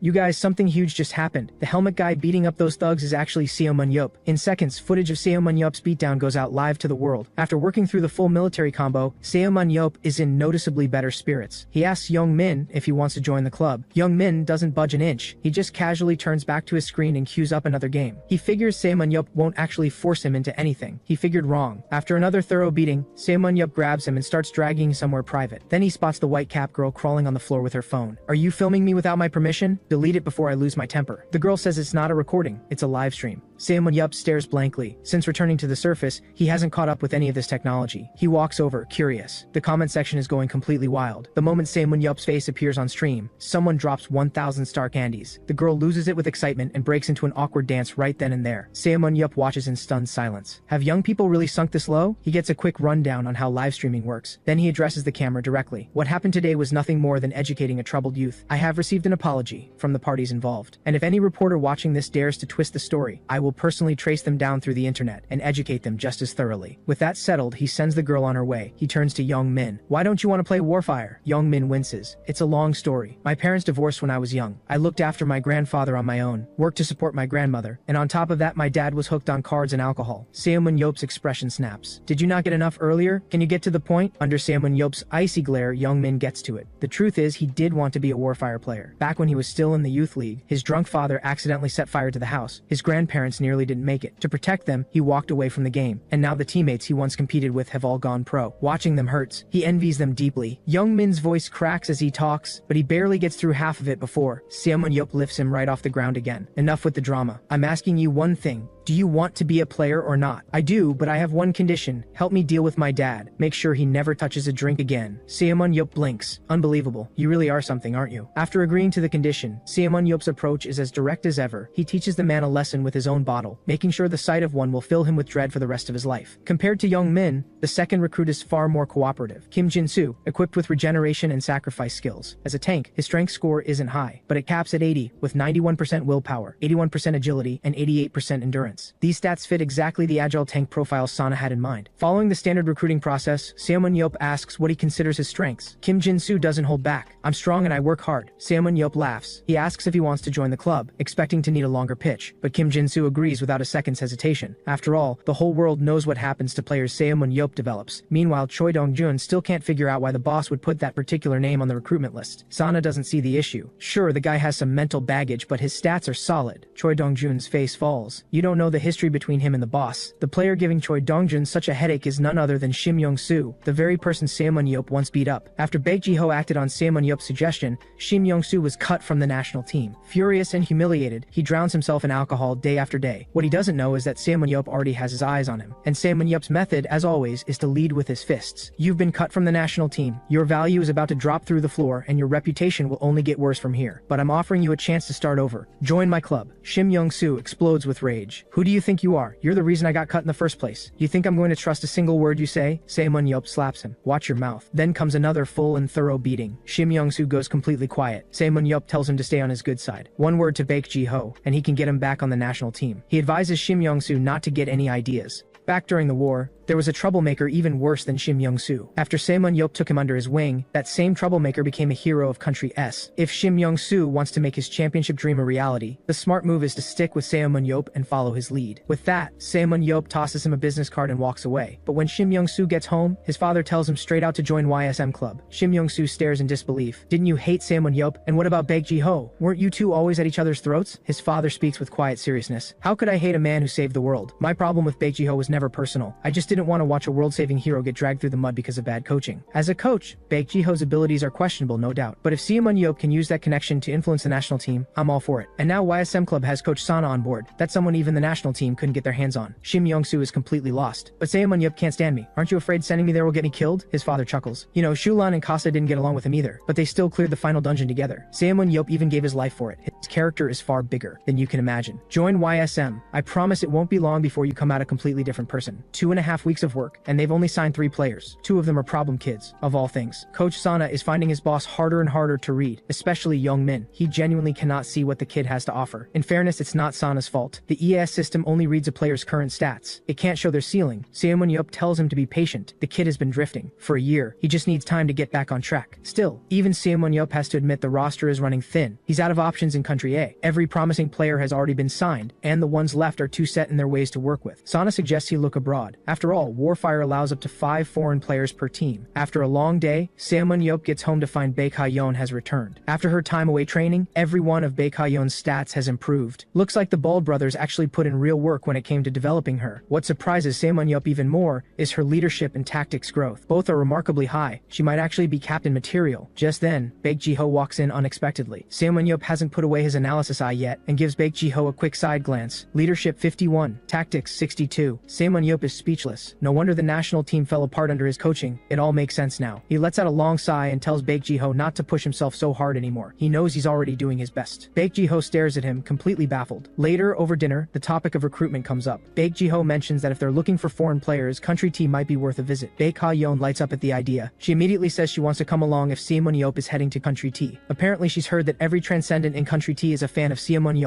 Up to 70% of fighters there use a spear. That puts Ximen Ye in a great mood. He agrees on the spot to take her along. Baek Ji-ho's heart sinks. Is Ximen Ye really about to leave him home again while he goes off with his daughter? Baek Ha-yeon tells her father not to worry. This time it's just going to be her and Ximen Ye. And so the two of them board a plane and head to Country T. The moment they step out of the airport, Ximen Ye notices someone waiting for him. It's Timur, a transcendent who once fought alongside Ximen Ye. He didn't make it into the 7 heroes, but his strength ranked within the top 20. Ximen Ye didn't expect him to show up in person. Timur explains he saw it on the news. On top of that, Timur is now the president of Country T's Warfire Association and runs his own club. When he hears that Ximen Ye is out scouting foreign talent, he immediately invites him to take a look at his club first. Ximen Ye sees no reason to refuse and follows him over. But the moment they arrive at the club entrance, a flash of spear light suddenly shoots out. Ximen Ye dodges in an instant. A split second later, a sleek figure comes charging straight at him. After a few rapid dodges and shifts, Ximen Ye creates some distance between them. He looks up. It's a girl with long hair. You're Ximen Ye, right? I'm Senya. Can we spar? Before Ximen Ye can even respond, Timur smacks her on the head, raising a big bump. Turns out this girl Sanya is Timur's daughter. Ximen Ye blinks in disbelief. Are you sure you've done a paternity test? Timur tells him to quit joking around. If Baekji Ho can produce a daughter like that, why can't I? Ximen Ye turns back to Sanya with disbelieving eyes. He activates his analysis eye and freezes. Every single one of Sanya's stat growth values is off the charts, and her muscle boost skill is even more insane. It boosts her strength score by 40%. Ximen Ye lets out a sharp breath. Among every woman he knows, her stats trail only Shulan's natural talent. She's already blown past Baek Ha-yeon's potential ceiling. If her potential is fully unlocked, she could stand shoulder to shoulder with monster-level players like Nathan and Kichi Lucasta. He steps forward and asks what position she plays. Sanaya says tank. Ximen Ye eyes her muscular build with a grin. So I heard you want to fight me. Grab your gear and let's go. The two of them step into their respective virtual pods and appear in the arena. Like Ximen Ye, Sanya's weapons of choice are a spear and a shield. The moment she lowers her stance and leans forward, Ximen Ye catches a flicker of himself in her form. Sanya lets out a fierce battle cry. She hurls her spear with full force. In the blink of an eye, it's already inches from Ximen Ye's face. He tilts his head just enough. The spear grazes past him. From that single throw, Ximen Ye deduces she has already activated muscle boost. Her current strength score is 72, and with the skill active, it jumps to 101. That number alone is formidable, even without any throwing-based skills. Before he can dwell on it, Sanya charges again. Her spear whips through the air relentlessly. Ximen Ye weaves and dodges, reading her every move. Her maximum strength score is 87. With muscle boost activated, that shoots straight up to 122. That's far beyond what Ximen Ye anticipated. And her close-range combat is solid too. With a quick assessment locked in, Ximen Ye launches his counterattack. The moment he deflects her spear, he drives forward in a burst of speed. His own spear moves like a living blade, thrusting rapidly toward her. Sanya cries out in surprise and twists away, pulling back to create distance. She chose to retreat instead of blocking. Her shield control clearly isn't there yet. Makes sense. Tanks are built to absorb damage, so most are more comfortable with a shield than a weapon. But Ximen Ye carries a shield for two very different reasons. First, he uses his exceptional technique score to read incoming attacks in advance and block every hit. Second, it comes from an honest understanding of his own limits. Compared to other tanks, he's more agile, but his raw strength falls slightly short. In other words, his loadout isn't the most powerful combination, but it's the one that fits him best. That style, however, doesn't suit Sanya at all. Her strength score is sky high, and with better shield technique, she would make a very solid tank. But her agility and speed are exceptional too. Locking her into heavy armor would be a waste. Sticking to the current style throws away the full potential of muscle boost. The question pulls Ximen Ye into a dilemma. Should he keep her as a tank or develop her into a fighter? But that's a question for later. Right now, he needs to finish this fight. Ximen Ye's figure flickers, and he closes in fast. His spear drives forward with brutal force. This time, Sanya is ready. She plants her feet and raises her shield, determined to block his killing blow. But she's underestimated him. One powerful thrust, and the shield is sent flying. Ximen Ye's powerful hand shoots straight toward her. Sanya is caught completely off guard and gets slammed to the ground. The dust settles. Ximen Ye's fist stops just inches from Sanya's face. He doesn't have a scratch on him. He looks down at the girl pinned flat on the ground. Ximen Ye gives a sly smile. I went easy on you for that last one. The match ends. Ximen Ye is impressed. He asks whether that fighting style came from her father. Sanya explains that because she's naturally strong, her father had her train as a tank, and since Ximen Ye is the idol of every tank player, she built her fighting style around his. Ximen Ye sighs. He tells her the reason he uses both a shield and a spear is to distribute force evenly to both sides, so he's always ready to dodge or counter at a moment's notice. But with Sanya's strength score being so high, gripping a shield causes her to overcommit her force, which stiffens her movement and makes it nearly impossible to switch quickly between offense and defense. He tells her plainly the current style doesn't suit her. To bring out her full strength, she needs to ditch the shield and switch to dual spears as a close-range fighter. But before he can even finish, Sanya turns her head away and flat-out refuses. Ximen Ye's temper flares up instantly. Who does she think she is, ignoring his advice? Timur quickly steps in and tells him to calm down. He's spent 2.5 years around Ximen Ye. He knows exactly how fast that temper ignites. He pulls Ximen Ye aside. The reason his daughter refused is simple. He just doesn't understand how women think. To her, you're her idol. Using the same equipment as her idol is a lifelong dream. Ximen Ye kicks him in response. What's the point of that? Timur looks at him with a wounded expression. This girl has worked for over 10 years with you as her inspiration. Please don't crush that. That stops Ximen Ye cold. She reached this level in only 10+ years. She's an absolute diamond in the rough. Barely containing his excitement, he steps forward and grabs Sanya by the shoulders. Sanya, I'll take full responsibility for you. How about coming to country A with me? Behind him, Baek Ha-yeon looks on in alarm. He just went straight in for the recruit. Ximen Ye is getting a little too popular, but Sanya turns him down without hesitation. She's heard the World League has been reaching out to Ximen Ye recently. If he abandons country A and joins the World League, what's the point of joining his club? She might as well use her father's connections options to enter the World League directly. The rejection makes Ximen Ye rethink his approach. Sanya is a high-potential player with real talent. A transfer fee of 100 million would certainly solve a lot of problems for him. But if he invests in training her properly, she could earn him that same 100 million down the line. His mind made up, Ximen Ye speaks up. He tells Sanya he won't be joining the Bald Brothers League, and if he ever does go, it will be with her by his side. Sanya's face breaks into a smile. Then it's a deal. Don't you dare back out like some kind of player. And just like that, Sanya follows Ximen Ye back to Country A. But Bae Ka-yeon says she has urgent business in Country B and splits off from them early. Maybe she's jealous of Sanya, or maybe it really is urgent. Hard to say. When Baek Ji-ho hears about it, his face goes dark. Has his daughter been stolen away? But Ximen Ye doesn't give it a second thought. All his attention is on Sanya now. To sharpen Sanya's spear technique, he has Coach Sana bring in a world-renowned spear instructor from Country B, Maxim Blanco. At Ximen Ye's instructions, Sanya puts on a demonstration for the new coach. Inside the virtual testing room, Sanya asks Ximen Ye what monster he used for his own assessment. He tells her it was Sarlban. Sanya tells the coach to set one up for her too. She starts warming up, working through every part of her body methodically. Then she walks slowly towards Sarlban. Even as the monster begins charging up its power, she remains completely calm. A laser beam suddenly blasts out. The ground where she stood moments ago explodes. When the smoke clears, a deep trench has been carved into the arena floor. But just then, Sarlban senses something moving above its head. It looks up. Sanaya is already airborne, spear in hand. A piercing streak of spear light descends from above. The monster doesn't even have time to react. Sanaya's spear drives straight into it. A thunderous blast. Sarlban is obliterated. Coach Blanco, watching from outside, is left completely speechless. The moment the test ends, Sanya eagerly asks Ximen Ye what he thinks. Ximen Ye tells her not to get ahead of herself. He could do what she just did with his eyes closed. He tells her she has 1 month to follow every word the coach says. That's the only way she'll truly transform. Sanya looks reluctant. You said you'd take responsibility for me. Why are you handing me off to another coach the moment we're back? Ximen Ye tells her to relax. He's busy, but when it comes to her training, he's paying attention. Blanco only steps in when he's not around. And honestly, as a world-class instructor, Blanco might even have the edge over him in some areas. But one thing he can promise, by the time the season starts 1 month from now, they will make her the star of the opening match. A month flies by. The first half of the season finally kicks off. YSM Club faces off against CBC Club, a veteran team with a strong playoff record. Even before the match begins, YSM's starting lineup has the crowd buzzing. Beyond the usual core lineup, there are plenty of new faces on the roster. That's right, in just over a month, Ximen Ye has brought in 4 players who are already carrying the team. The current roster sits at 3 tanks, 4 close-range fighters, 3 range dealers, and 1 support. But those roles are far from fixed. While Yoon Byum can deal range damage with his bow, he's also able to switch into close-range combat using his superpower. Choi Hyuk holds the tank role, but can shift into a close-range fighter when needed. And Ji Hun, though a close-range fighter, has experience playing support as well. This flexible formation can adapt on the fly, whether in team fights or dungeon hunts. To fill the gap in ranged firepower, Ximen Ye specifically brought in Shim Young-soo. He's not the sharpest tool in the shed, but his incredible focus score and superpower make him a powerhouse for wide-range ranged output. Surveying the team he personally built, Ximen Ye turns to Coach Sana with a smug smile and asks how confident he feels about this match. Coach Sana has to admit, Ximen Ye's eye for talent is something else. Especially Sanaya. After switching from shield to spear, her growth has been staggering. In just 1 month, every stat has gone up, even if only by a small margin. Keep in mind, the higher your stats already are, the harder it gets to raise them. But since switching to close-range fighter, Sanya has been in her element, improving at a pace no one expected. Of course, what Sana doesn't know is that convincing Sanya to change her role took Ximen Ye 3 full days and nights of non-stop persuasion. Sana shakes his head in admiration. Outside of Nathan, he has never seen a player grow this fast. With the crowd roaring, the first match between YSM and CBC gets underway. Unlike previous matches, Coach Sana doesn't issue any battle plan. He hands full command over to the players. As far as he's concerned, winning this match is already a done deal. The first map is Warrior's Graveyard. The map is shaped like an inverted pyramid. Both teams start at the top and push downward layer by layer. The final level is guarded by a humanoid monster protecting the dungeon's core. Along the way, they'll encounter Magic Tree Padop, which strikes using its branches and leaves, and Mist, a parasitic eye creature that can latch onto and take over a host. As Ximen Ye watches the players battling monsters down below, he finds himself drifting back to his own days in the dungeon. Back then, they had no information about the dungeons. They were flying completely blind every step of the way. He remembers one time, a teammate got parasitized by a mist. The creature drains its host's vitality for 1 full minute before taking complete control. By the time Ximen Ye realized what was happening, it was already too late. He cut off his teammate's head on the spot. Looking back now, that person probably should thank him. At least it was a painless death. Watching Ximen Ye recall all of this with a perfectly calm expression, Dongjun feels a chill run down his spine. Then Ximen Ye suddenly calls out to Dongjun and points at the screen. Something big is about to go down. Sure enough, both teams have nearly finished clearing the top 2 levels. To neutralize Lee Na-yeon's disruptive tactics, SEBC has split their team into a 6-5 formation. They're speeding through the monster clear to stop Lee Na-yeon from popping up and stealing kills. But what they didn't see coming is that the star of this match was never Lee Na-yeon to begin with. It's Ximen Ye's prize student, Sanaya. Alongside her is tank player Choi Hyuk. Compared to Sanaya's cool composure, Choi Hyuk is far less convinced this plan will work. SEBC consistently ranks 5th in the B1 league. The idea of just 2 people holding off their squad of 5 seems a little crazy. Whether they can actually pull it off, he honestly has no idea. The moment the attack signal is given, both of them leap straight into the fray. Choi Hyuk goes in first as the tank, locking down one opponent immediately. The remaining 3 spot Sanya and instantly swarm her. As the 3 scrubs come charging in, Sanya calmly draws 2 spears from behind her back. Same model as Ximen Ye's, pure focus powered, able to extend or compress at will. Their attack is stopped cold by her spears. But what shocks them even more is that Sanya is controlling 3 spears at once. Both hands are gripping a spear, and she's controlling a third one with her foot. While the 3 opponents stand frozen in disbelief, Sanya drives her spears into motion. A force like a tornado erupts from where she stands. All 3 scrubs are blasted back at once. Who is this woman? She just held off all 3 of us by herself. But before the words even finish leaving his mouth, Sanya tightens her grip, pivots her body, and launches a spear in a perfect arc toward Choi Hyuk's position. The scrub fighting Choi Hyuk doesn't even register what's happening before the spear drives into the top of his thigh. The scrub lets out a scream, and at that exact moment, a glowing shadow materializes behind him. A blade cuts across. The scrub drops on the spot. Yoon Byum takes the first kill. The commentators outside are stunned. They expected Sanya to go straight for the kill herself. Instead, after blasting back 3 opponents, she turned it into a picture-perfect assist. The moment Yoon Byum claims the first kill, Sanya is already moving. She draws a fresh spear. Her eyes lock onto one of the 3 remaining scrubs. The spear rockets toward him like a ricocheting bullet. The instant it leaves her hand, she pushes off the ground and explodes forward. Meanwhile, the scrub reads the spear's path and braces for impact. It's fast, but he's confident he can block it. But just as the spear is about to connect with his face, Sanaya's figure appears in front of him like a ghost. She snatches the spear right out of the air mid-flight. Using the momentum, she redirects the spear and brings it crashing down on him. The scrub panics, raising his weapon to block with everything he has. But Sanaya is completely in her element now. Every thrust she delivers tears through his defense like it isn't even there. Just as the scrub is reeling from her speed, Sanaya grips the spear with both hands and drives it straight into the ground. The sheer force splits the ground open with a massive crack. The scrub barely twists out of the way, but before he can even catch his breath, he sees Sanaya's spear bending. In the next instant, she uses the spear's flex to launch herself into the air. By the time the scrub figures out what's happening, his body has already been split clean in 2. Sanaya glances back with an icy look. The real hunt has begun. She flickers and charges straight at the next scrub. Her solid spear comes hammering down. The impact detonates on contact, blasting the scrub off his feet. Before he can recover, Sanya is already on top of him. In the blink of an eye, her spear has thrust over 100 times. The scrub is barely holding together. Jo Sung-ho, watching from a hidden corner, is floored. The plan was for Sanya and Choi Hyuk to pin down Seb's second squad. He didn't expect Sanya to drop a bombshell the moment she went in. He immediately passes the word to Ro Jong-hwan. Everyone stop farming. The chance to wipe the enemy team is right now. Meanwhile, Ximen Ye, watching from outside the screen, lets out a sharp gasp. Sanya's agility score and technique score have actually gone up mid-fight by a full point. It's true that players can raise their stats during battle through deep focus and real experience, but this is Sanya's very first team fight. Back in the arena, landing those kills has lit something up inside Sanya. Everything clicks at once. When Ximen Ye first told her to become a close-range fighter, she wasn't sold on the idea. But now that she's actually doing it, dealing this much damage feels absolutely incredible. As exhilarating as it is, she never forgets what Ximen Ye taught her. He told her once, if chasing kills costs your teammates their lives, you've already lost. No matter what position you play, keeping your teammates alive always comes before securing a kill. That thought pulls her eyes to Choi Hyuk. He's starting to struggle. Without hesitation, Sanya abandons the kill and sprints toward him, shouting at him to give her his back. Choi Hyuk catches on instantly and lowers himself. Sanya uses him as a launching pad and vaults forward into the enemy. The scrub fighting Choi Hyuk has no idea what just happened. The only answer he gets is a cold spear. At that same moment, the rest of the YSM squad converges on the fight. The outcome is never in doubt. YSM delivers a masterclass in what it looks like when fundamental skills are pushed to their absolute limit. Ximen Ye watches Sanya, who seems to be glowing with highlight after highlight. A proud smile spreads across his face. Exactly what I'd expect from someone who even caught my attention. She didn't let me down. After the first match ends, Shim Young-soo slips off to the bathroom alone. He pulls out his phone and eagerly opens the Warfire forums, desperate to see what people are saying about him. It's exactly as bad as he feared. The comments are brutal. Ever since he was kicked off the national team, he's been the forum's favorite punching bag. And even after a win, people are calling him a coward who hides in the backline. Shim Young-soo is losing his composure. These idiots don't know the first thing about tactics. But then 2 voices drift in from outside, and Shim Young-soo can't stay still anymore. 2 CBC players are outside. They're talking about Shim Young-soo and every word drips with mockery. That's it. Shim Young-soo shoves the stall door open, ready to have it out with them. The scrubs see his fury and don't flinch for a second. They actually turn up the heat even more. That's the plan. Use his hot-headed, impulsive nature to stir up a scandal and get some leverage going into the next match. But just as they've got him right where they want him, another stall door is kicked open. Shim Young-soo takes the full hit. The person walking out is Ximen Ye. He happened to be in there the whole time and heard every word. But unlike Shim Young-soo, he isn't falling for it. A few sentences was all it took to see exactly what these two are up to. The scrubs are suddenly nervous. One of them starts to open his mouth to apologize, but Ximen Ye moves first. He grabs Shim Young-soo and tells him to apologize to them for his attitude just now. The scrubs look completely confused. What is happening? Shim Young-soo is equally baffled. They're the ones who started it. Ximen Ye stares him down. Do what I say or they'll have all the ammunition they need to tear you apart. Why do you think they were talking about you loud enough for you to hear? Without waiting for a response, he forces Shim Young-soo's head down and turns to the two scrubs with a cheerful smile, offering a clean apology on his behalf. On his way out, he makes a point of confirming everything is fine between them. His whole move is simple: leave no opening for anyone to spin this against them. He knows Shim Young-soo is being played, but since he's on his team now, he's not going to let that slide without a response. Just before walking out, Ximen Ye grabs the doorframe and turns back to the punks with an ice-cold look. You two got lucky today. Shim Young-soo is still on probation, so I'm letting it go. If there's a next time, use your imagination. He walks out without looking back. The only thing left behind is a deep set of claw marks in the doorframe. Meanwhile, Ro Jung-hwan is getting the team ready for the next match. This match may have been set up to test Sanya, but everyone else still needs to stay sharp. The second map is Ant Nest. Long ago, the underground people experimented on the ants there, and the results were monstrous mutations. The ant queen hides at the very bottom of the dungeon, but the moment anyone gets close, she issues a command and every ant in the dungeon comes swarming. That means the only way to clear this map is to wipe out every single ant first. While Ro Jung-hwan goes over the strategy with the team, Shim Young-soo's mind is somewhere else entirely. Even after Ximen Ye's warning in the bathroom, he cannot let go of his grudge against those CBC players. Every laugh from that side of the room sounds like it's aimed at him. When the match officially begins, both teams move into the dungeon. The question is whether Shim Young-soo can keep himself in check while that grudge is burning inside him. The second match gets underway. The 5-person pinning squad led by Sania charges out front. Ro Jung-hwan leads the hunting squad from behind, tearing through enemies left and right. With seamless teamwork, wave after wave of ants falls to the YSM members. But when they finish clearing the first zone, the team realizes Shim Young-soo has vanished. Sure enough, during a lull in the fighting, he slipped away from the squad on his own. He's determined to make those SEBC players feel the full force of his signature move. While he's rushing toward them, Ro Jung-hwan messages him demanding to know where he went. The rebellious punk ignores it completely and mutes him. That sends Ro Jung-hwan through the roof. Someone on his own team is defying his command. When this is over, he's going to deal with him. 10 minutes later, Shim Young-soo arrives at the enemy's hunting zone. What surprises him is that he only sees SEBC players here. There's no sign of his own pinning squad. The original plan had Sania's squad arriving here first. Shim Young-soo intended to link up with them. Then he'd be free to unleash his blast balls from a safe position. It's not going the way he imagined, but he's not backing down. Blazing fireballs streak toward the enemy like missiles. He has complete confidence in his signature move. Watching the flames burst into the air, Shim Young-soo grins. But when the smoke clears, not a single opponent has taken damage. The lead scrub lets out a mocking laugh. Knew you'd come crawling here alone to get revenge, you coward. We've been waiting. Arrows come flying at Shim Young-soo. His plan has completely backfired. His face goes dark with humiliation. He feels absolutely sick. He dodges their attacks, firing off blast balls at the same time. But Seb C has come fully prepared. In seconds, one scrub is right in his face. Shim Young-soo curses under his breath. Fine, he'll take them all down with him. A blast ball forms in his hand. Then, in the next instant, the flame fizzles out. His heart drops. His skill is still on cooldown. His signature blast ball skill holds 5 charges per cycle, with a recharge time of 150 seconds. He rarely fires them all at once in practice, so tracking the recharge time has never been something he's had to think about. Shim Young-soo collapses to the ground. The CBC squad stands over him, grinning down. Finally got you, you big idiot. But at that exact moment, the announcer's voice rings out from behind them. Sanya, 1 kill. Everyone jolts and spins around. There stands Sanya, spear in hand, staring at them all with a cold, steady gaze. Shim Young-soo is completely lost. Before he can process any of it, a dark hand reaches in and yanks him away. The sudden turn of events leaves the CBC players stunned. They've lost a teammate, and Shim Young-soo has disappeared. Was this all part of YSM's plan? Not exactly. Jo Sung-ho has dragged Shim Young-soo into a hidden corner. The original plan did have them arriving here first to pin down CBC before Shim Young-soo could make a move. But before the match, Ximen Ye told them directly this rebellious punk would definitely break formation and go after CBC on his own. So Jo Sung-ho and the others deliberately waited here for him. They even kept one ant alive on purpose to stop this section of the nest from collapsing. Shim Young-soo stares in shock. Thinking back to how Ximen Ye has been treating him, a wave of defeat washes over him. He predicted every single move. Jo Sung-ho signals to the group. The others are about to arrive. It's time to move. Shim Young-soo's face goes dark. He doesn't wait for the others to decide anything. He's already crawling out on his own. Hey, if I throw a blast ball over there right now, that should be a lot of kills, right? You think you've got me all figured out, Ximen Ye?